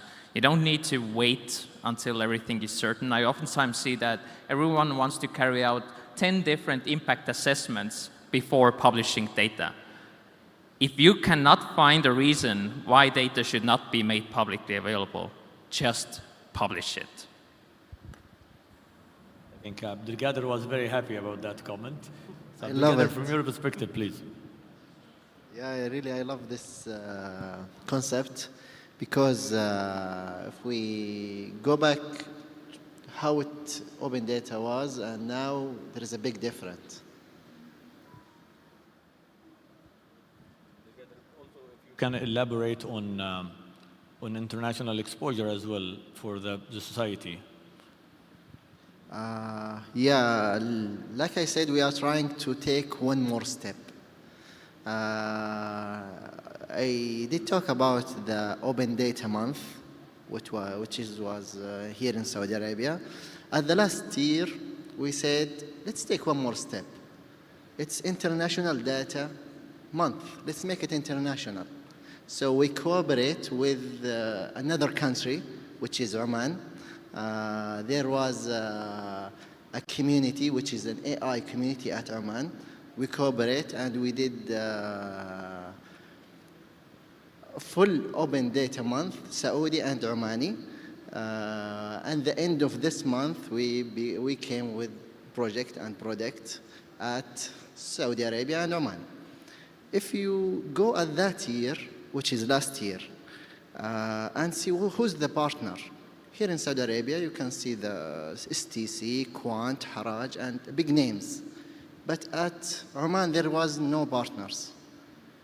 At this year, we did it again. Who was the partner from Oman? The authority of SEMS at Oman was a partner, and also the Minister of Communication and Transportation at Oman. They are a partner this year. So they saw the impact at Oman, what happened at Oman, and they follow what have you done in this year. So that was the impact. Very proud of this journey, Abdelkader, and as a Saudi, I think we're all proud that seeing Saudi venturing into international and regional and international areas. Karen, closing with you in a short follow-up, what are the challenges from your perspective? I think we have a very strong foundations in Saudi, right? So I talked about having a very strong institutional regulatory framework, open data law, classification law, freedom of information, data protection, some of which exist in Saudi as in the form of a law, many others in the form of policies. I think to kind of clarify and elevate them potentially into laws with a clear enforcement can go a long way because it'll provide a clear and safe basis for entities to comply and open the data without worrying about legal consequences and whatnot. Now, on the administrative side, one thing I learned, I found interesting in the case of Korea is that open data assessment, now that we've launched a data index, right? There's an annual assessment that's done on every entity, and the results of that they make a critical component of the minister's evaluation for the year. So how each entity performs of the open data is an input into how the minister is to be evaluated each year. So, again, whether we should do the same thing, that's a different question. But I think you really have to take that seriously and show that it counts. And how do you do that? You hold the leaders accountable for the outcomes that you expect each entity to do. Please. And just to reflect what Kiran just said, we carry out yearly assessments as well. And we had this kind of green, yellow, red. But some agencies, they were doing so bad, we made it black. And I started to receive calls because we made this information publicly available as well. We don't want to be black anymore. What do we need to do? We want to be at least yellow. So being transparent, actually measuring and taking actions based on that, this is a good recommendation. On behalf of all of you, I would like to thank the panelists, and I want to confirm that we're still available at the end of maybe the hall or outside. So if you have more questions or you want to mingle or expand your information from the panelists, please follow up after the session. Thank you very much.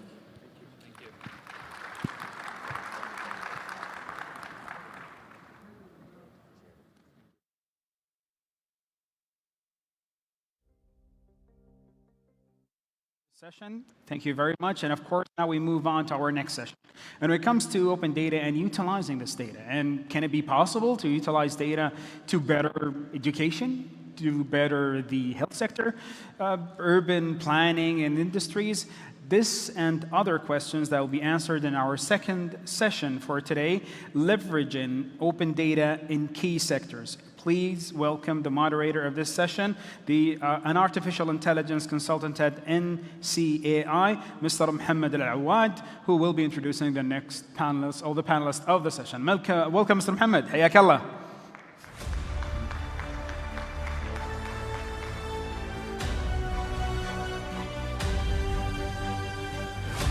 Hayyak Allah.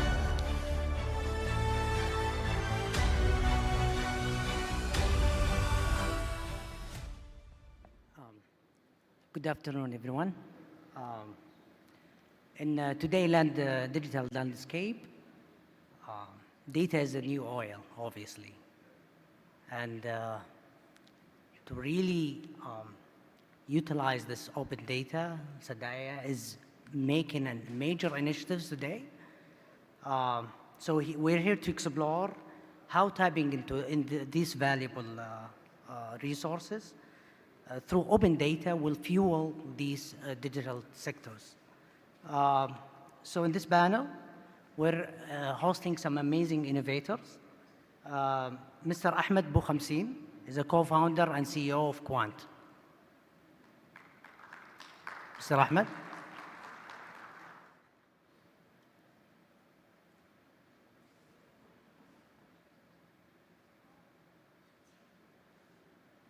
And also, we're hosting Dr. Akram Awad, a partner of BCG and a global lead for smart cities.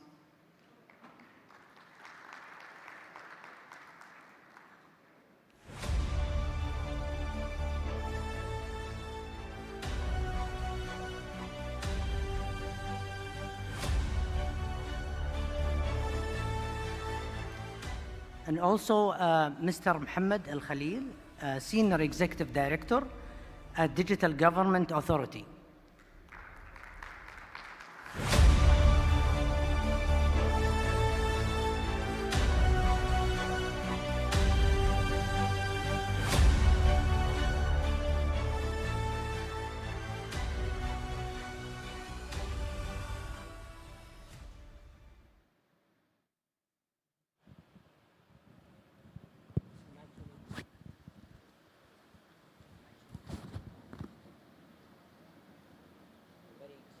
Can you hear me? Yes. Okay. I'm actually very excited for this session. I want to start with you, Mr. Ahmed. You're a co-founder of Quant, which is known for many products such as Suhail and Fruit 360. Please let us know your experience and how open data actually affect real estate and urban planning industries. Thank you very much for giving me this opportunity to share the story of our use cases in open data. We started the company in 2015, and we were trying to solve a problem in the real estate market to build one of the most accurate price indexes. And back in that time, Ministry of Justice, thanks for them, they were opening the sales transactional data, and we find a huge opportunity to work on this data by increasing the accuracy and blending it with other open data from municipality and housing and other data sets from satellite imagery. And it took us time to innovate and build the value proposition to create an impact for the user, and we launched the solution in 2020. And today, I think most of real estate stakeholder, they use us as one of their main references to identify real estate prices or knowing the trend and indexes for sales mostly. And recently also additional data sets it's been published that also impacted the real estate market. And that was based on one data set. And today I think there were almost 6 companies in PropTech also focusing on real estate data. Since they were an open data, it created a huge market, and we saw lots of innovation. Everyone comes with their own value proposition and their own solution into how they utilize these data sets. Amazing. I just want to know how the governmental entities really develop in the open data space based on your experience. Open data, it was there before Sadaya, yani. And Sadaya came emphasizing on that aspect and pillar. And we also, the AI and data strategy, where from 2020 until 2025, it's the establishment phase for open data and increasing the number of data sets. So it's governed this activity and encouraging and enforcing these government entity to publish more data sets. So in the beginning, it was a public page by the Ministry of Justice with a small, I would say, protocol into how to access the data set and how you could utilize these data set. And we discovered it by chance, actually. And we were seeking and researching what data is available on that market, and we discovered that this data is open. And we tried to figure out how we could understand this data and more and more. Today, I think the maturity in the open data increased, so now you will find the data dictionary and description for these metadata. And just today morning, actually, we received a full API from the Ministry of Justice, so no more web scraping for that portal. Now we have a digital link for these data sets. So I think the innovation on open data just started in Saudi. Amazing, fantastic. I want to move to Dr. Akram. And today we're talking about multiple sectors. So one of the major sectors Saudi Arabia is focusing on is energy. And Dr. Akram, you have a diverse experience in working with data and AI. Tell us how the open data initiatives and open data concept in general will help the energy sector and the sustainability part of it. Thank you, Dr. Mohammed. Maybe in the context as well that we're talking about climate change and COP28 happening in a few days, the applications of open data when it comes to renewable energy and energy consumption are immense. And maybe let me categorize that into multiple areas. When it comes to consumptions, just opening up the information and the data around how different households, how different buildings, how different companies consume energy today would create a sense of transparency, but it would also enforce a sense of accountability, again, at the individual level, at the corporate level, on basically on people's commitment toward energy consumption and renewable energy. So this is one element of it. Another category is even in the operations and the scaling of renewable energy, let's say solar panel installations or wind harvesting devices, etc. Having some of the open data around climate in general, around typical utilization efficiency of the devices themselves would allow to scale the installation of these devices, would also allow to benchmark different regions, different types of products. And that can kind of more and more help even in the R&D space. I mean, take the example of cows today. There is a huge research space when it comes to renewable energy. Imagine if you can empower them with real open data coming directly from the field around the performance of different types of renewable energy in specific, let's say, weather conditions, dust conditions, etc. Now, taking that even further, even for commercial applications, one of the applications that I've seen in different parts of the world is the ability to sell the case for renewable energy. Let's say companies that go to the market and try to make the business case to install solar cells. Now think about it, what do you need for that? You need to understand the historical levels of consumptions in a certain area. You need to understand the level of efficiency of, let's say, solar cell production in a certain area, the historical weather conditions in the area, to be able to create sort of a business case calculator that some of the kind of emerging businesses in this field can go and sell and make a strong business case to expand renewable energy production or utilization in certain areas. Even if we go back to kind of traditional energy, let's say oil. Today there are platforms around the world. If I remember, one of the platforms is called Open Oil, which creates transparency around the oil trade contracts. Now, this doesn't just give an idea about the pricing, but also the consumption, and that can create, again, a sense of accountability and transparency around who is importing the oil, who is consuming the oil, is very much aligned with the net zero compliance commitments from the different corporates and countries around the world. So as you can see, really the sky is the limit when it comes to energy and renewable energy in particular when it comes to open data. Thank you, Dr. Akram. So basically, it's not just about the renewable energy, it's also in oil and gas. So I heard something that data, you can actually, from the data, you can actually find the locations of where the gas or help extracting the gas and oil. Is that true? And can you shed some information about this?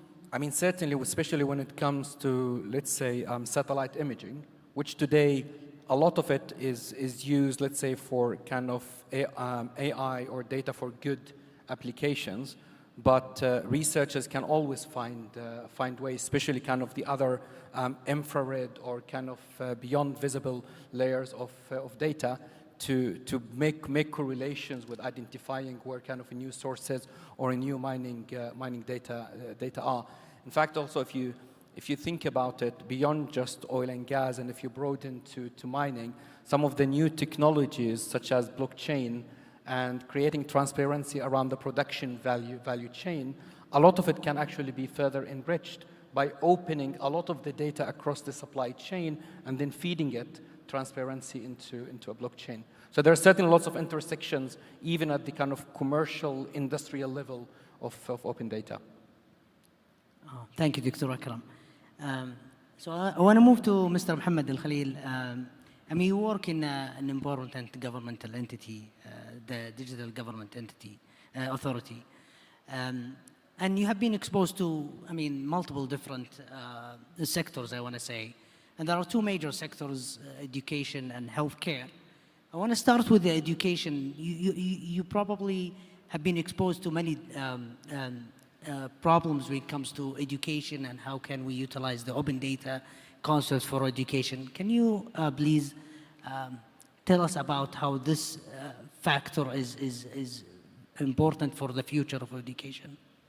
Thank you, Mohammed. I think education sector is one of the key sectors that is targeted to be privatized within the government strategies. And in order to do that, we have to build a great partnership with the private sector. And the private sector has more capabilities to innovate more and come up with new innovation and new products that can help solve even existing problems or unlocking new opportunities. And I think when it comes to education, there is a direction to go towards a more advanced methodologies of delivering educational services. For example, adaptive learning and flipped classrooms and platforms that is dependent on the learner himself interacting with this content online. And in order to do that, we have to at least give the private sector and the entrepreneurs a chance to access to this data and to get more ideas and more research to come up with new products that can help these problems, and also come up with a new innovation. As Ahmed said, they got to the data by chance, and this gives us, I think, a mission to create this community, to create this awareness of the available data for the private sector to be utilized. Thank you. So I want to also move to healthcare. There are major problems when it comes to healthcare, and open data definitely will help in really solving some of the problems within the health sector. One of them is the emergency sector, and how can we really utilize the open data initiatives and the open data in general for improving the emergency sector in healthcare? I think health sector depend on research in order to come up with new medicine for diseases and innovate new products. In order to do that, we have to allow these NGOs, for example, or private sector companies to research. They have to access the data in order to increase the life expectancy, for example, to increase the lifestyles of citizens, in order to come up with new products that can enhance the patient experience within the hospital and give more chance for hospital to come up with this type of solution. Maybe, can I just maybe build on that? So beyond just the medical data, if you think about it, and this is really the power of open data, people can really find great innovations. Just think about if you can make available the waiting time in hospitals, the utilization rate of hospitals, the satisfaction level for individual doctors, that by itself would naturally adjust the society behavior. Because people, for example, would start going for the least occupied hospitals, would redistribute, would automatically identify the better doctors than the others. And then someone would actually come with an amazing idea and create an application out of it to basically say, you know what, I will actually take a commission redirecting you to doctors based on their utilization levels. And that's the beauty of it. You just need to have the data available. Innovators will always find ways to use it in either commercial or even social ways. Yeah, I completely agree, Dr. Akram. I've been working in this part for a long time. Healthcare, to be successful in building solutions, especially AI. AI basically the muscle, and actually the skeleton of AI. The data is that part. So if it's available and if it's in a good quality, then you can actually build the body, I want to say. I want to go back to Mr. Ahmed. You in Quant, you worked in multiple different projects, and one of them is Fruit 360. Can you tell us about this product and how this product really utilized the open data? Fruits mainly is analytics as a service for retailer. So we provide them ready from the shelf business intelligence tool. And we pivoted this year also to add a layer of data as a service. So we became a data provider for these retailer in multiple aspects. And we started with the geospatial. So we found out there were a huge problem for retailers in identifying the best location for expansion. And since we already have a huge set of real estate data in Suhail, we can blend this data with the retail data, and we come up with the AI model to give site recommendation. And we utilize open data from Ministry of Commerce for a new CR that is being published in the open data portal to know the competitor landscape and how many new businesses focus on that specific domain, which give an indicator for the size or the market size in that specific place. Also, we utilize the national address open data to identify the businesses' location, and using the open data from real estate, we were able to come up with the purchase power index. Since real estate prices is a good indicator for wealth and income level in specific area, and it's been tested, it worked out very well. And usually when you look at open data as a specific data set and you try to imagine what use cases will come up out of this data set, your imagination will be limited. You should just give it for the innovator and entrepreneurs, and really they will surprise you what impact they could create from that open data, and usually it's out of the box. So I'm sorry. I just want to comment on AI, and you said that AI rely on data, and we see a great chance that now with generative AI, and how can this type of solution could utilize data and open data. And this also will be increased if we allow more APIs or open data through APIs. Imagine if we integrate this generative AI solution or engine using this great amount of data sets that are available through APIs, and we will get innovation that we cannot imagine by ourselves. I agree. I want to go back to Mr. Ahmed. I mean, probably this question is for everyone. The open data probably will come with a lower quality, I want to say, is not really curated. What can be done in this part from either the governmental entities that generate these data and from the companies that or the innovators that work in this space? So from our own experience, working with the Ministry of Justice open data, Ministry of Justice care about their processes, for example, the title deed transfer. And this process should assure that the process is accurate and correct, but and the data that is being generated out of this process sometimes have lack of quality or inadequate error. And to have an open channel between the publisher and the user for their open data to share a feedback on the data quality, this is the best way. Since you won't be able to discover all data quality issue unless you analyze that data and start playing with it.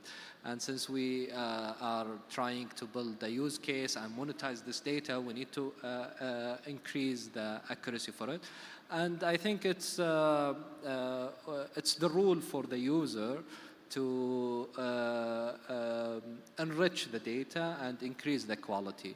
Our solution was out of the box also. We utilized satellite imagery to correct the property information during the transaction time. And initially we acquired also global open data for satellite imagery, and we built AI model for building detection to identify the building status during the transaction time. To correct the transactional data from Ministry of Justice. Then we discover, oh wow, we not only corrected the transactional data, but we also have an urban index now. We can identify how many new buildings enter the city, the neighborhood, how many commercial buildings, how many residential buildings, and out of that data we aggregated on neighborhood level, and today we have an urban index on the kingdom.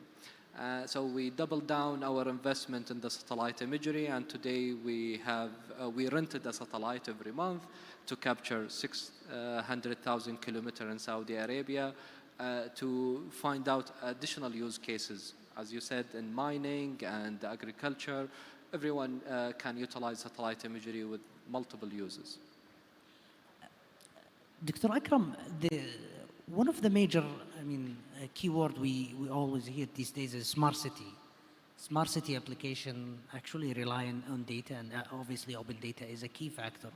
Can you shed the light on how the open data initiatives or on the concept of open data will help improve the smart city industry in general?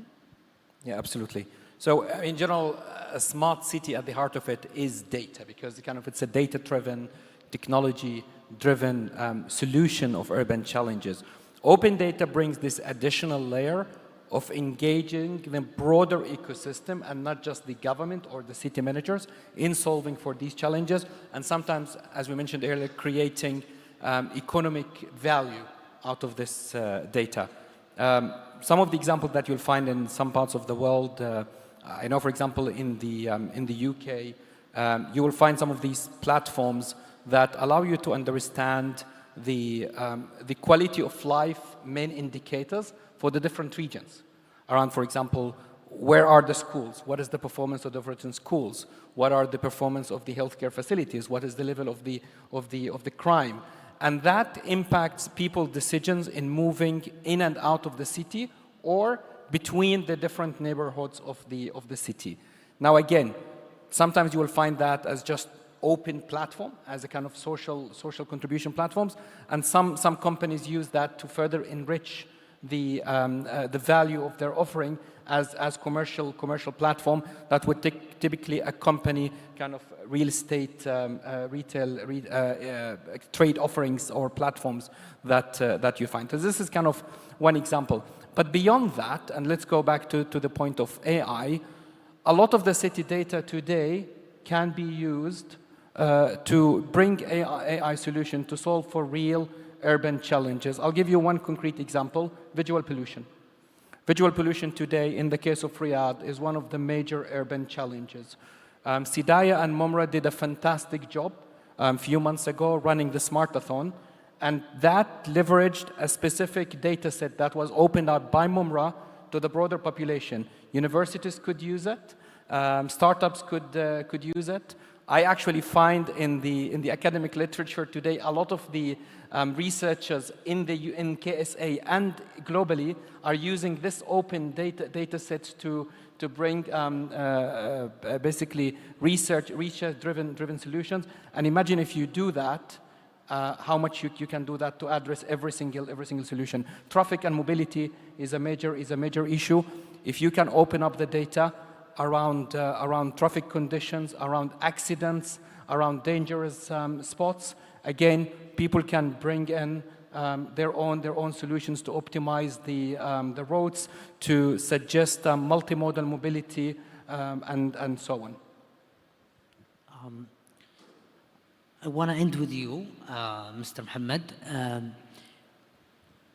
Obviously, there are many sectors that can benefit from data. Some sectors will benefit from the open data more than the others.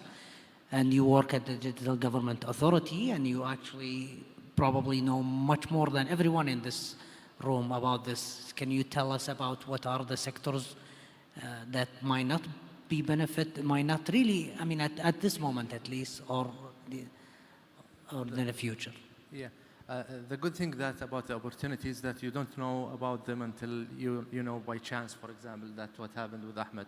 So I would like to thank, for example, health sector led by Ministry of Health for publishing around 1,000 data sets on the National Data Government, on the National Open Data Portal. Education also published more than 700 data sets on the National Open Data Portal. We can observe and we can monitor the utilization by seeing the views and the downloads, and you cannot actually foresee what could happen of utilizing these data sets until there is a chance, there is a use case that was taken by certain startup or entrepreneur that saw a chance, saw opportunity, and utilized this in introducing new innovation and new product.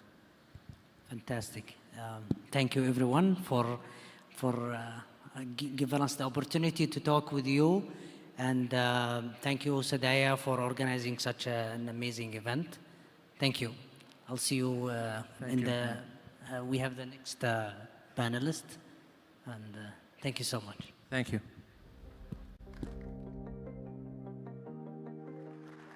Thank you so much. Thank you. So we learned about open data and what are they exactly, as well as we learned about just now about utilizing data to benefit many sectors, the health, the education, the industry, and a lot of others. Now let us move on to open data and their social impact and community engagement. Please allow me to welcome on stage the moderator for this session, CIO at Free Systems and a former researcher at the Computer Research Institute, CAXT.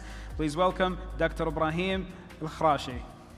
He will introduce the next of the panelists. So welcome, Dr. Ibrahim.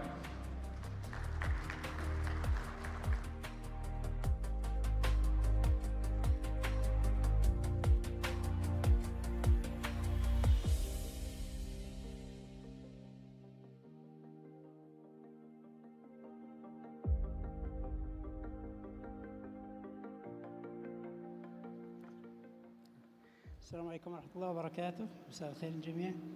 Good evening for everybody. And this panel,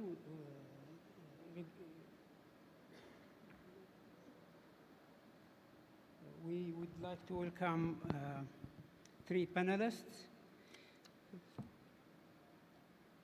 Start with Osama Al-Hanaki, the King Khalid Foundation leading policy design and advocacy. We also have Amanda Brock, the CEO of Public UK, where they're taking care of everything open hardware, open software, and open data. And finally, Dr. Mizna Al-Umair, the CEO at Al-Nahda Society.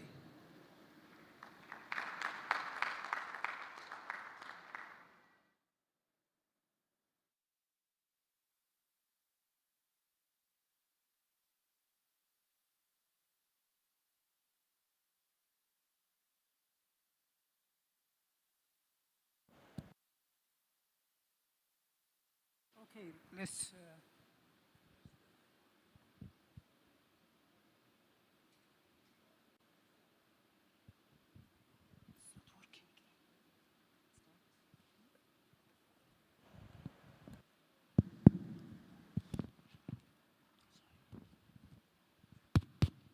It is working.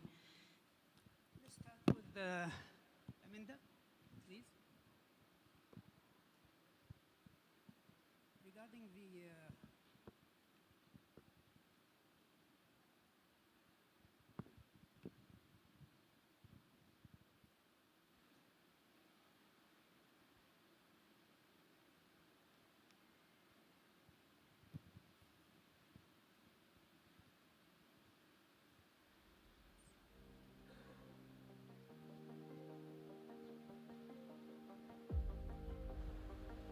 Shall I? Regarding the bridging the gap between citizen and the government, how does open data have a role in that issue? So I think coming from the UK, we've had an open data strategy and open data policy across government since 2013. And we've heard in the last couple of panels a number of speakers reference different aspects of daily life in the UK, whether it's transport or healthcare, which are heavily based on open data. And I think government has a balance. Government's balance is between protecting its citizens and its citizens' rights, making sure that they balance the friction that might exist between that and commercial enterprises and entities. So what they want to do is enable innovation and enable citizen data to be used in a way that is protected, but allows for that competition and innovation to happen. And what we've seen over many years is a balance there. And the balance where we see things like innovation and competition open up obviously also helps consumers. So something like open banking, which we've had since 2018 in the UK, something which is relatively new and recent to Saudi, with I think the Saudi Central Bank opening that up this year. The UK's now hit 7 million open banking users and 11 million open banking transactions. And that removes a lot of friction for those individuals. It offers opportunity for them, removes lock-in to single providers, and allows them to have a more enabled experience. We see similar protections for individuals through things like healthcare, where we get this balance between government protecting the citizens' rights and enabling them to have as much innovation as possible through removing that lock-in.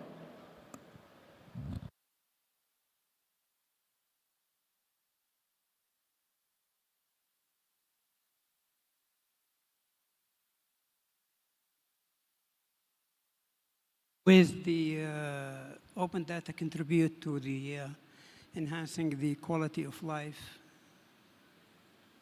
in Europe? So in our research at the King Khalid Foundation, we look into quality of life. And when it comes to the lived experience of residents and citizens, but in multiple domains. We've actually adopted the OECD well-being framework, which looks into current prosperity, but also future prosperity that we're keeping to the future generation. And to be able to understand this comprehensive framework of quality of life or well-being for this generation and the next generations, we have to look into open data. So to understand the nature of housing, education, healthcare, even air quality. I know the previous panel talked about some of the use cases of measuring air quality and reporting that, and how it affects the quality of life for people. We also look into not only the basic indicators of access to healthcare, education, housing, and environment, but we're also looking into social connections and civic engagement, because they're a very important part of quality of life. At the same time, we're also looking at stocks of wealth, and how are we maintaining our social capital, our natural capital, our economic capital for the future generations. And this takes a lot of work from data publishers to make sure that they're making these kind of data available to the public use. Another dimension of quality of life is not to look at jobs and income from a monetary perspective. We look at decent jobs and life-to-work balance, and that also includes other indicators that we're looking at, including data from GOSI, for example, that is being published around work injury, around compensation, wage levels, and this has all been made possible because of open data. Dr. Mizna, how does the open data enhance the NGOs to do their work? Okay. First of all, thank you for Sadaya for the invite. As an NGO, open data empowers us to be informed about the programs that we have, the developmental programs that we provide to the beneficiaries of An-Nahdha. In addition, it enables us to benchmark when it comes to research studies, when it comes to reports. For example, since 2018, An-Nahdha has been producing a Takafu initiative, equal opportunity in the workplace. The focus is in the private sector, and we look at three main variables: wage gap between men and women, advancement in the workplace, and participation. So without open data, we weren't able to look into the secondary resources that are available provided by the government. Good. Amanda, you're dealing with everything open, as you can see from the CV. What is the relation between the open data, open hardware, open software, and the effect on the society?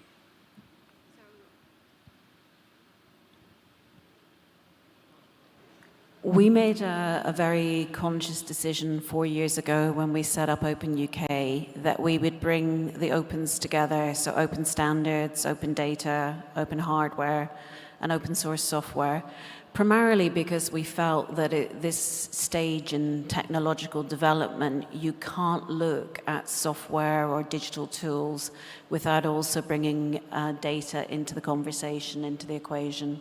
So for us, it was absolutely fundamental to consider data as part of it.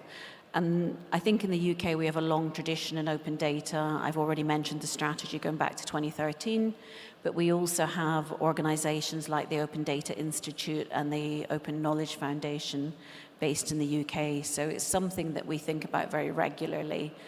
And thinking about some practical applications and how that's impacted policy, if I think about something in the recent past and we look at COVID-19, the data that was made available country by country globally really helped us to understand how we dealt with our citizens in those countries, how we moved in and out of lockdowns, how we decided how we rolled out the vaccine and allowed people to move across borders. And the success of those individual activities, country to country, often reflected government as a database. And I read a really brilliant article during lockdown in the Times about government as database and how government today delivers many of its services for citizens through those databases. And where you have an established database like the NHS one we used for the vaccine rollout, we saw a really smooth and seamless rollout in the UK where it was able to analyze existing data very swiftly, but then when databases were being built, it was much more difficult. So when we looked at the test and trace apps, they had much more friction about them. So that data being shared country by country also helped us make global assessments, which were really important. But if we start to look forward, AI has been mentioned a few times, and it's going to be really critical when we think about AI that we think about opening up data. And it's going to be critical so that we understand what the AI is trained on, the basis on which it makes decisions, but also when we look at things like bias and how that ends up in an AI's thought process, if we can call it that.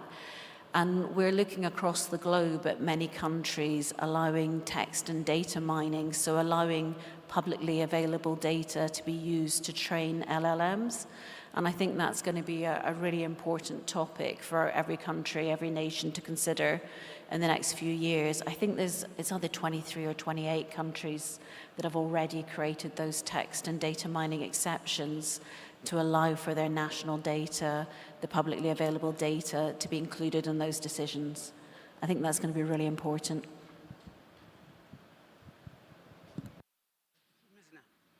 Sorry. Can you cite some of success stories that by utilizing the open data? Okay, so I mentioned the Takafu initiative, which is the success story at the Nahda. We aim for at the Nahda, or for everyone who doesn't know much about the Nahda, we empower women socially and economically. And when we want to empower them economically, we also look into how can we achieve gender balance in the workplace. So one of the main premises of Takafu initiative is to produce a report that looks into the gaps between men and women in the 3 areas that I mentioned earlier. The access to open data in terms of from government resources or government data helped us in the beginning to establish and to develop the survey that we implement through the initiative. The initiative is implemented through a mixed method approach of a research. So we look into the secondary data first and then apply the primary data. So these are one of the success stories. I would want to mention where the gap is in our sector is when we want to look into the social impact of the programs, when we want to look into the social impact of the effort that we're doing in social development. This is where the gap lies in terms of open data. Mr. Osama, there are almost 7,000 data sets locally available from mostly government organizations, published by almost 200 organizations. How can we utilize and trust such data to use it in enhancing the quality of the community? So definitely being able to understand the data sets and engage them and read them and follow and compare between them is key to understanding the socioeconomic well-being and status of society.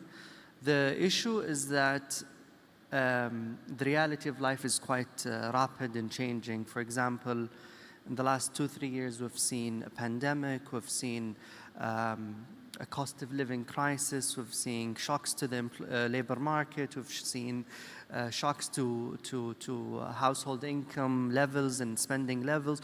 So this, by design, makes it less useful to use data sets from 2 years ago. So one of the challenges we need to be tackling is to publish more rapid and more frequent data sets where we can actually see the changes in real time and also design our policies and recommendations and decision making based on the trends and how they are moving. For us, for example, we've been looking at social spending and how much the government is dedicating in terms of budgetary allocations to social development programs and cash assistance programs.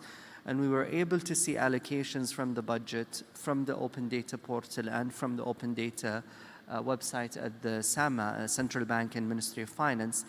But they're not disaggregated enough, and that comes with another problem. The ability to disaggregate more and more would make us, as data users, more able to understand the nuance and the detailed analysis. But at the same time, we went to الضمان الاجتماعي, which is the social security data set, a very useful data set that gives you quite detailed analysis and details about beneficiaries of cash assistance programs. But at the same time, when it comes to the individual's level, we see a lot of disaggregation based on gender and region and age. But a lot of the information that we need to do to understand the economic and social well-being deals with the ability to look at disability status, for example. So disaggregation based on disability is something that we need to be working more with. So I would say the data sets are very promising, they're very useful, and we've been using them quite heavily, but we need to work more with periodic updates and extra disaggregation to make sure that the use case are utilized to the fullest extent possible. Amanda, back to the internet, back to the success stories. Can you mention some of the international success stories using open data for the? Yeah, I think there are very many success stories, and they vary across different sectors depending on how the data is used. Some of them require that fast-paced data, others don't. We've seen it a lot around sustainability and ESG, where we're able to get a lot of climate data now, which really helps in monitoring and moving policy forward. We see it in healthcare, we see it in finance, we see it in the energy sector. There's a broad range. Almost anywhere that you can look at a service for the citizens in a state, we see different success stories around it. And I think increasingly what we're seeing is real-time data. So things like open street mappers and different collaborations across big tech companies and others, bringing data to us faster and faster. And I think that's starting to shift the needle. Mostly the available data locally is produced by government. The industry is rarely, you can see some data there. What about the NGOs? Can one day be producers of data instead of consumer? We would hope to have the budget to produce open data for the community at some point. Currently, we're relying on the available open data. And I think when we start relying on that and producing research and publishing, as Osama mentioned, is that it helps us to actually look into our own data and create a system internally for whether it's a Nahda, whether it's a different NGO, and help other NGOs and other in the community and other members of the community. So I think the start is that we need the use first, and then we can produce at some point down the line. Okay, Amanda. You're not aware of our local data. Have you have a look at some of local data, open data, recently? Open data? Sorry, I missed the question. Local open data, have you have a look? Specific to Saudi or in the UK? Saudi, yeah. And Saudi, yeah. I think the thing that I've seen most in the press recently is the open banking and the shift here to open banking. And I know that that can have a massive impact on consumers, but also on business and industry. And it's a great example of where the balance works well, where individuals benefit from the ability to see their data across multiple providers, and at the same time it allows for more innovation around fintech, but also allows more competition between businesses. So it's been a really good example. I think also with COP28 coming up here, you're going to have some really interesting local conversations in the next week or two, looking at ESG data, how that's being opened up, and how different parts of the world are doing it in different ways. So I'll be looking forward to hearing the outputs from COP28. Okay, Dr. Mizna, what is the most challenging point in using local data for the community? Challenges are endless, honestly, but I think we can take whatever we get.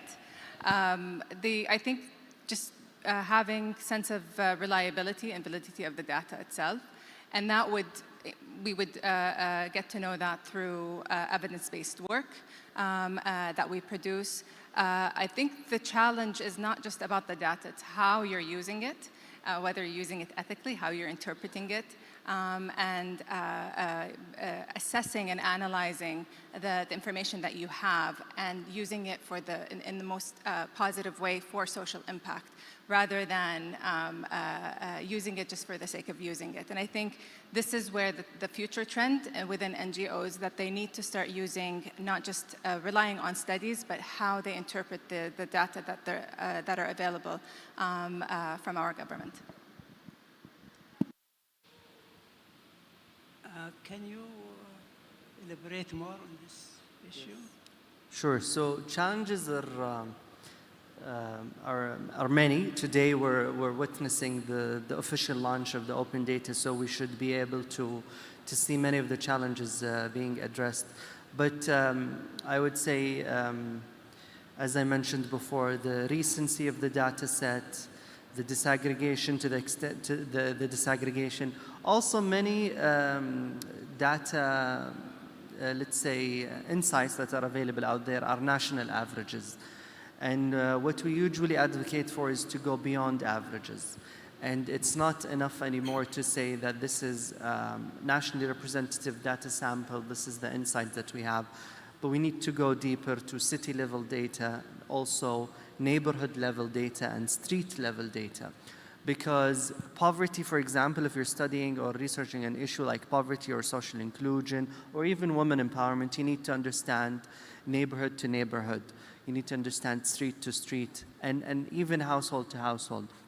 And the ability to generate data at the local level is something that needs to be happening more frequently. And now, recently in Saudi Arabia, we've seen a few cities that have launched urban observatories where they collect and publish data at the city level and the neighborhood level. And this is important for even city decision makers to to be able to inform their decisions by locally made and locally available data. The previous panel also mentioned the potential of geospatial data and the ability to use remote sensing and satellite imagery to merge data sets that we are collecting on the ground with satellite-based data to be able to correct some of the mistakes, but also to see and visualize the lived experience of people. For example, how much is a certain segment of society away from education facilities or from hospital facilities or from parks around their neighborhood and their household. And the proximity is a huge aspect of quality of life, because the quality of life is that you live nearby quality school, quality hospital, and quality parks and non-profits that are nearby. We're almost done, only a few seconds. And thank you very much for your contribution. Thank you for having us here.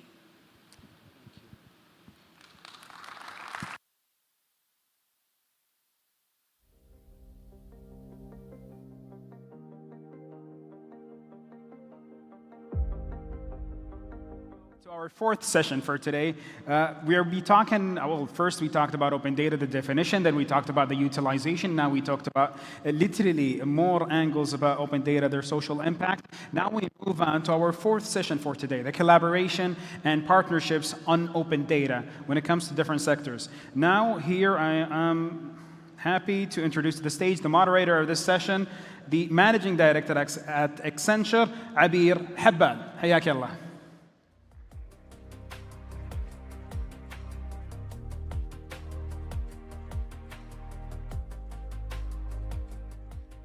Assalamu alaikum jami'an. It is really a pleasure to be with you here today and help moderate the session on collaboration and partnerships on open data.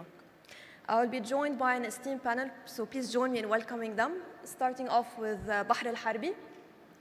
Bahr is the CEO and founder of Startups House, one of the leading business incubators in Saudi Arabia, and brings in-depth experience in investment, sustainability, and technology and innovation. Please join me next in welcoming John Marshall. John is the Executive Director of the World Ethical Data Foundation and the CEO of the World Ethical Data Forum, bringing as well extensive experience in working with governments and international organizations like the UN on topics of AI and data governance. Next, we have Øystein Flobast. Please excuse my Norwegian. He's a lawyer and researcher working at the Center on Experiential Legal Learning at the Faculty of Law, University of Oslo in Norway, and focuses a lot on topics of privacy, open data, and AI regulation. Last but not least, I would like to welcome Dr. Lulwat Bey, who is the Director of Artificial Intelligence Center of Advanced Studies, an advisor to the Vice President for Graduate Studies and Scientific Research at King Saud University.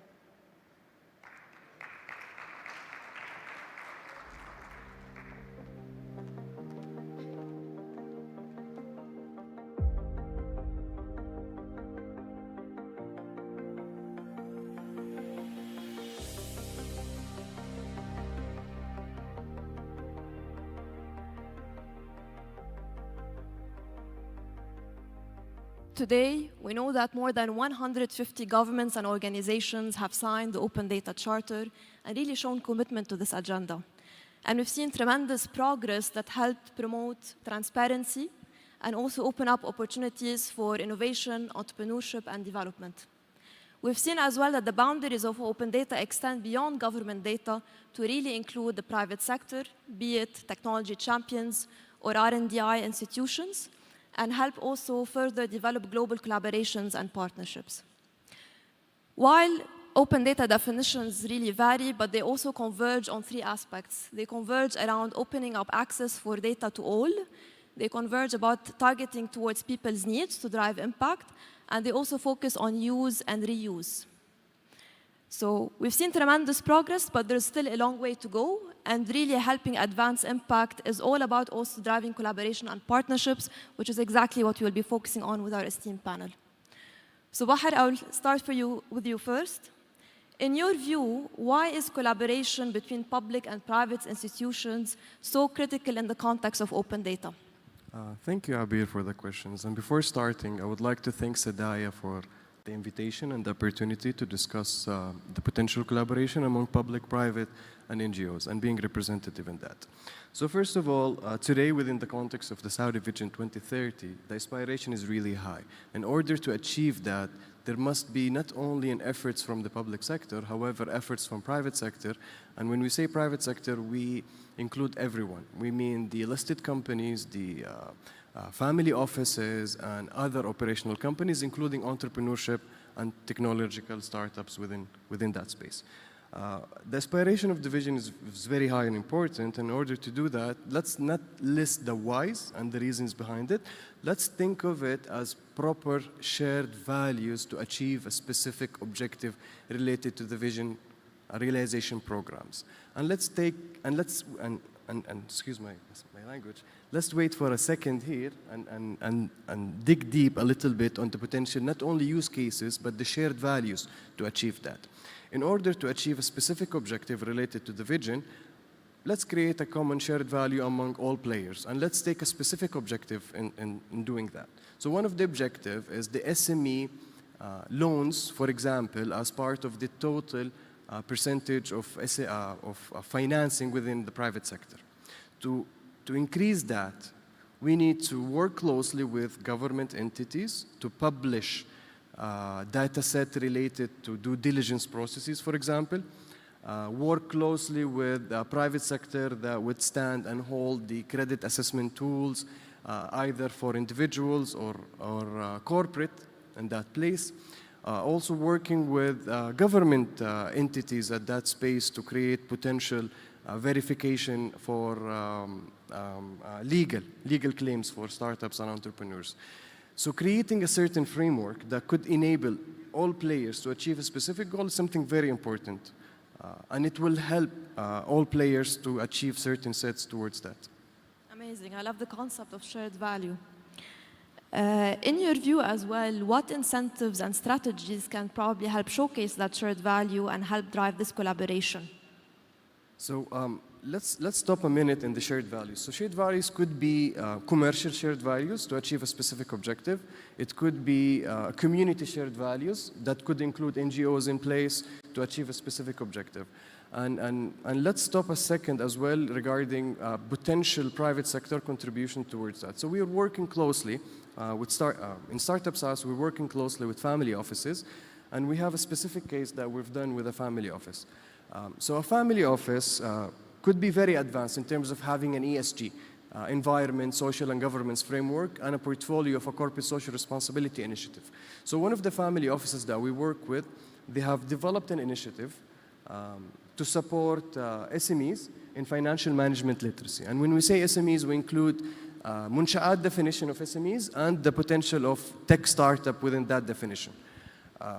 So what we've done is we've worked on a strategy, and we made sure that we don't only provide the content for financial management literacy. However, how can we explore open data and government open data to enhance the due diligence process for SMEs prior reaching a funding institute?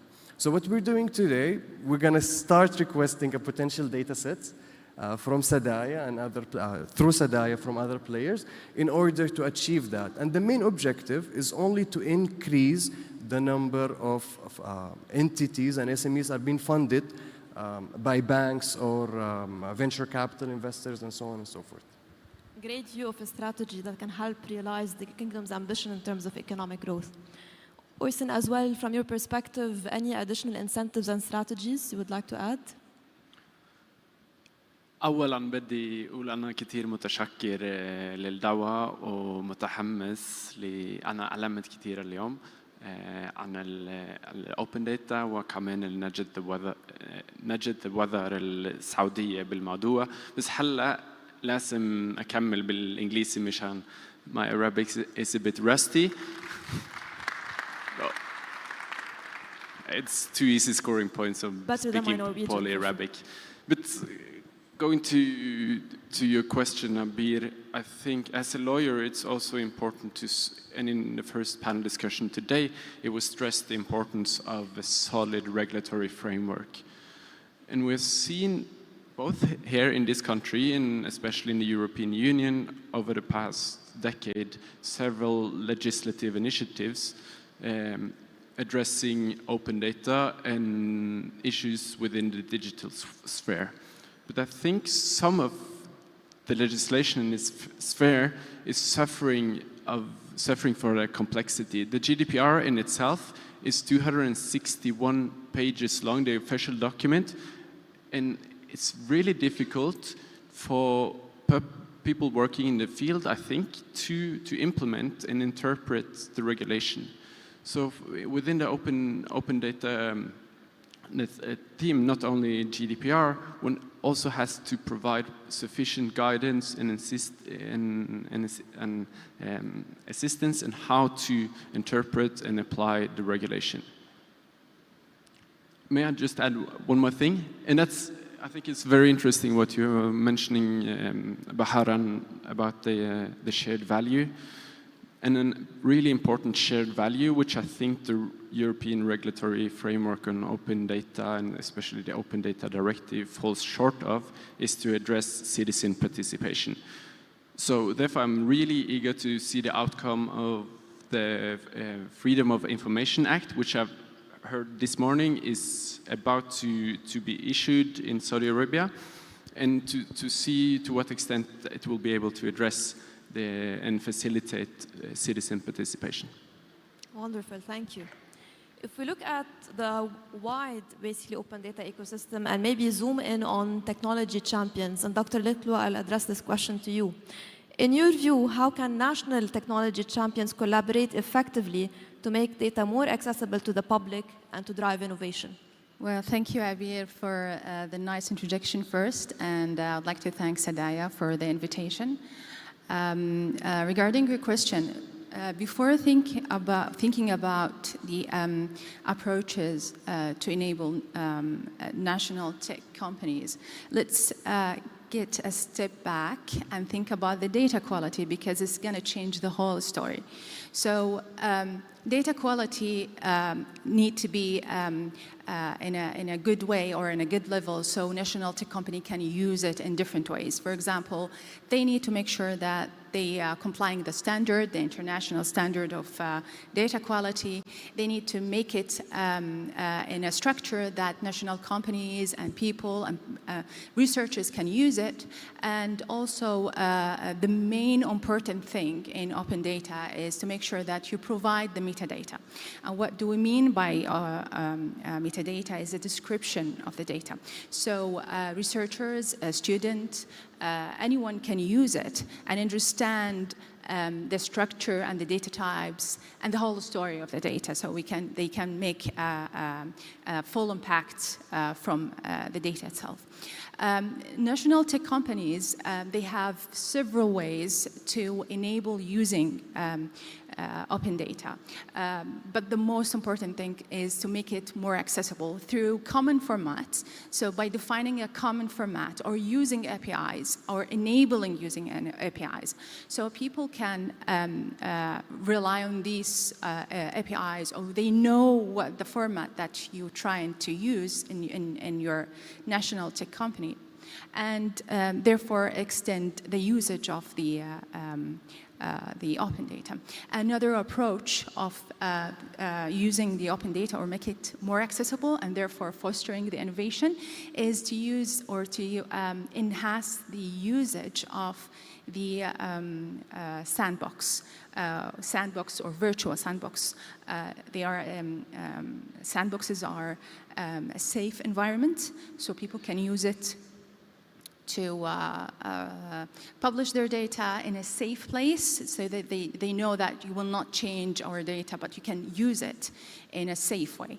So this is another approach for digital companies. They can use it to make data or open data more accessible, and therefore they can increase the culture of innovation and fostering innovation for the society as well. So thank you. Wonderful, great insights to enable open data use.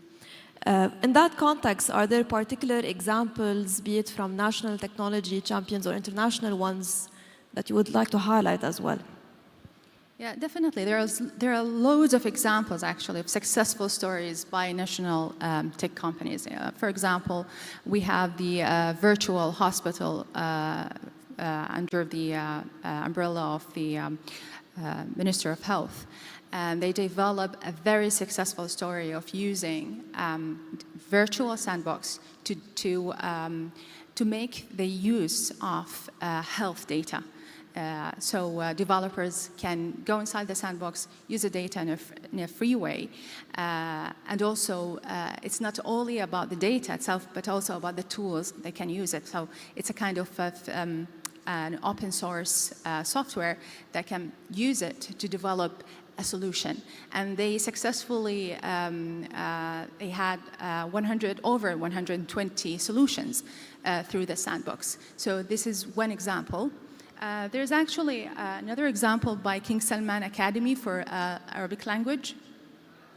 They released recently the, if you heard about it, the Riyadh dictionary, and then based on Riyadh dictionary, they released an initiative very soon.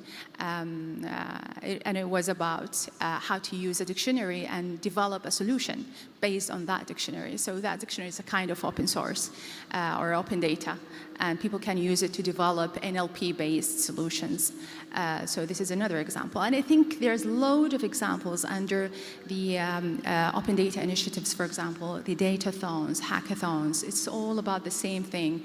I have data, and I want you to use it in a way that is innovative and creative, and bringing economy impact to that. Okay. Is that all right? That's all, thank you. Everyone is safe, that's good. John, as well, from your experience, any global examples you would like to share with the group in the space? What's really interesting from everything that's been said today, the proliferation of use cases in open data, in data generally, is how much work I think goes into the creation even of a single data set, sometimes where it's important. And there's a data supply chain from its creation to the making of it reliable, the making sure that it's in the right format for use, consideration of who's going to be using it. And that's for a single use case. It could be in AI, it could be in robotics, it could be in any specific area. What's interesting is that the knowledge ecosystem is the interconnection of all of these various supply chains full of people and teams that are working extremely hard in very different ways with demands that don't necessarily translate. So collaboration is really crucial.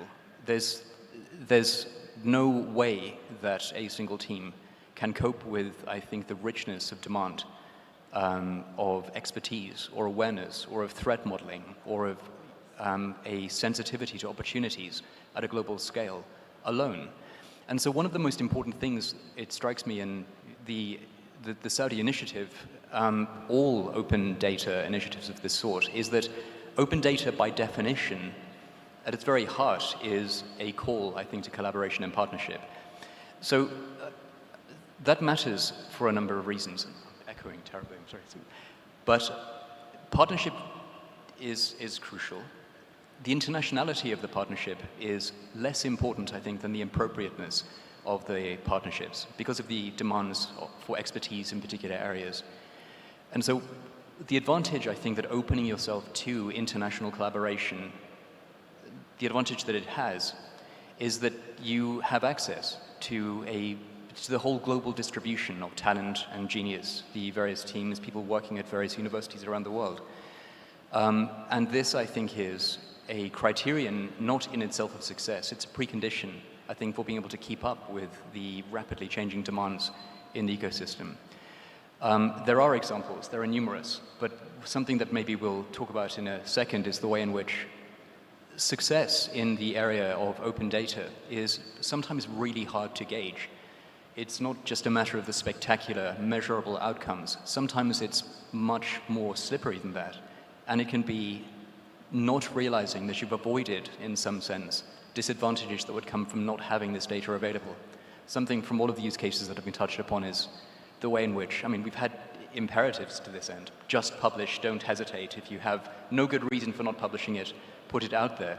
And I think there's good reason for this. I mean, the instance maybe we'll touch on in a second is the way in which medical data particularly is of this sort. We heard about the way that COVID-19 was understood better because of the freely available global, I think, data and the data analyses which were possible because of that.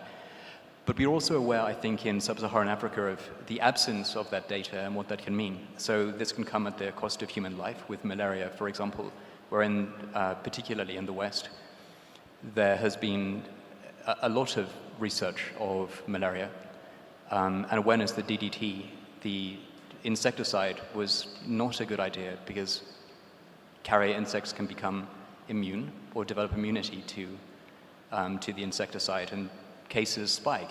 This information wasn't easily available in sub-Saharan Africa with the consequence of human mortality. And that is much, much more difficult to gauge.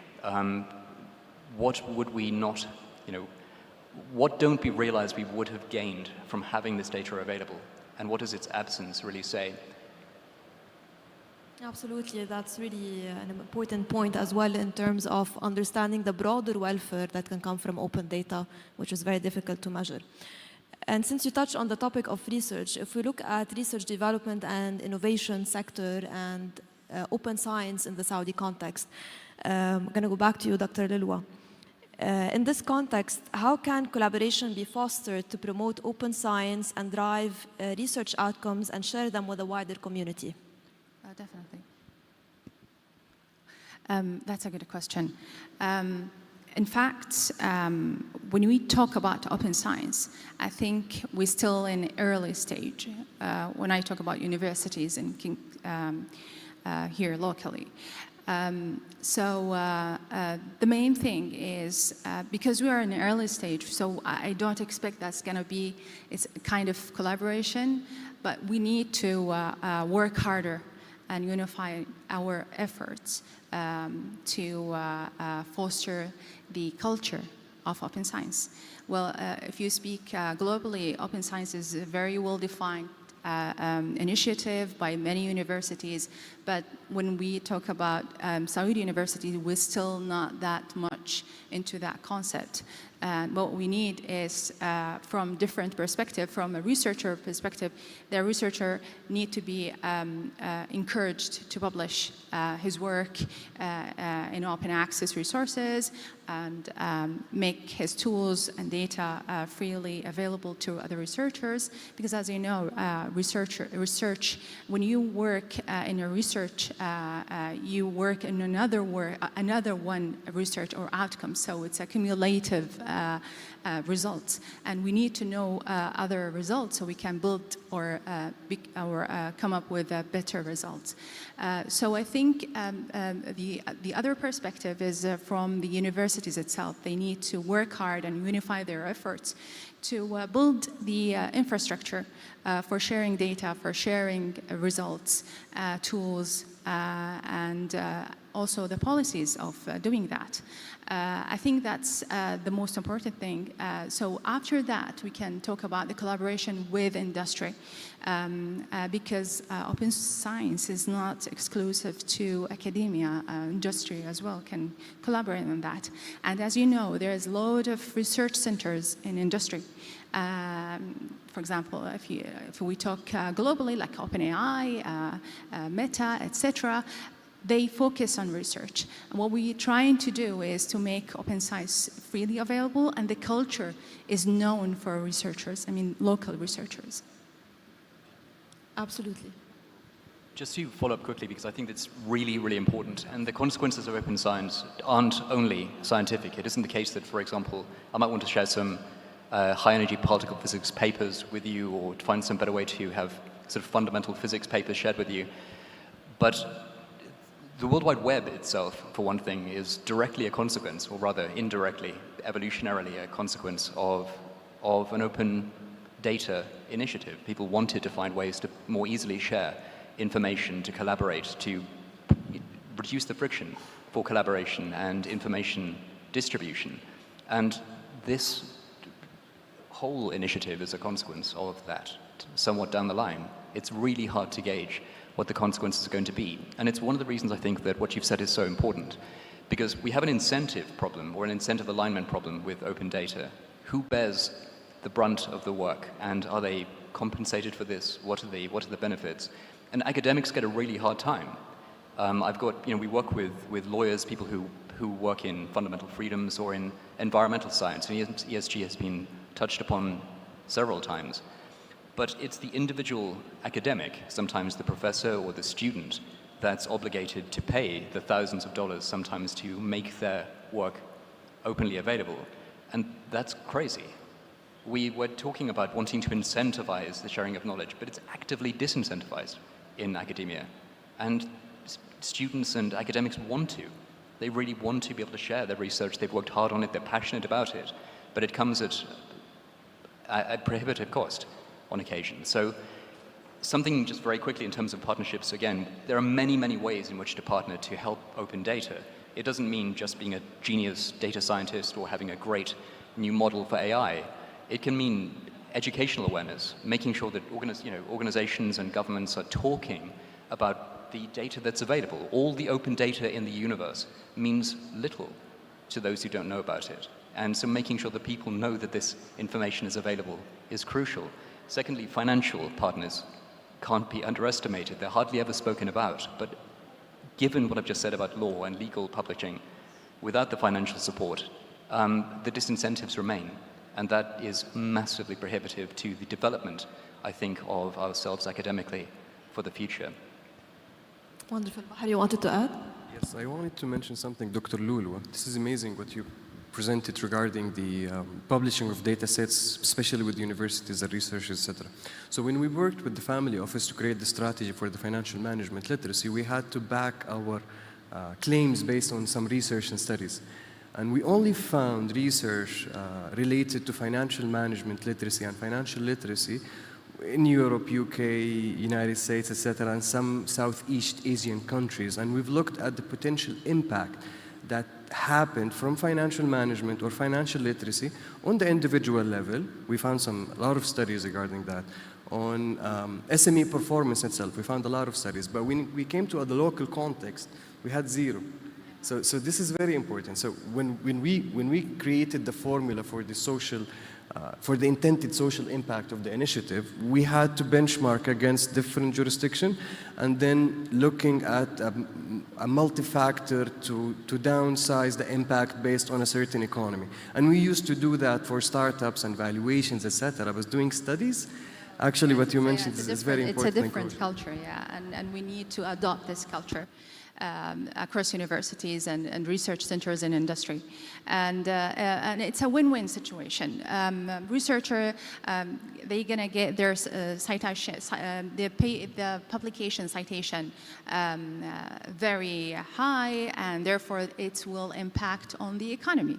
So I would encourage to start like another initiative like open data, but it's open science with the university, and encourage researchers to do that. Thank you. Amazing. Definitely we shouldn't underestimate the open data culture aspect, and sign me up for that initiative, Dr. Lu.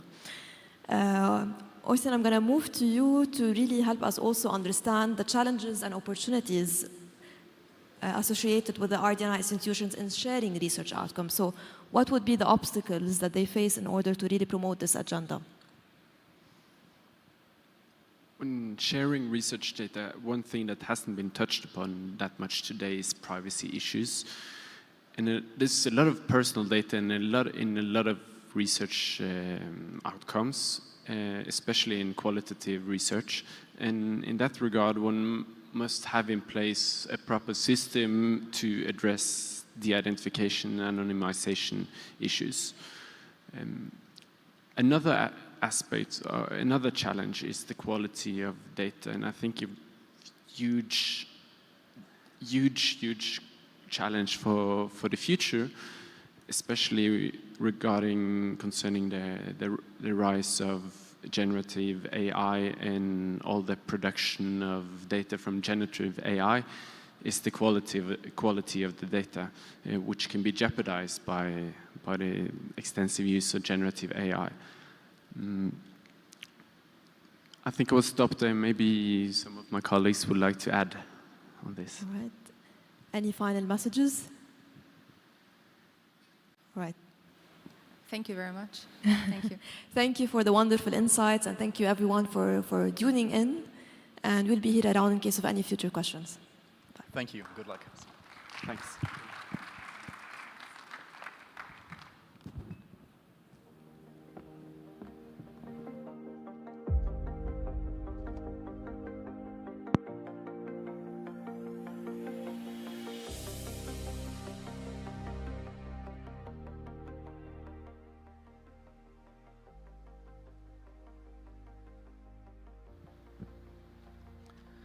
On behalf of everyone today, thank you. Thank you very much for attending our conference, our forum, the Saudi Data Forum. We congratulate the announcements, we congratulate the inaugurations that occurred today, and for sure, thank you very much for attending. وفي نهاية منتدى السعودي للبيانات، في نهاية هذا المنتدى نشكركم جميعا لتواجدكم معنا اليوم، نبارك أكيد الإطلاقات اللي صارت، وبالتأكيد نهاية كل شيء. سبحانك اللهم وبحمدك أشهد أن لا إله إلا أنت أستغفرك وأتوب إليك. شكرا لكم جميعا. السلام عليكم ورحمة الله وبركاته.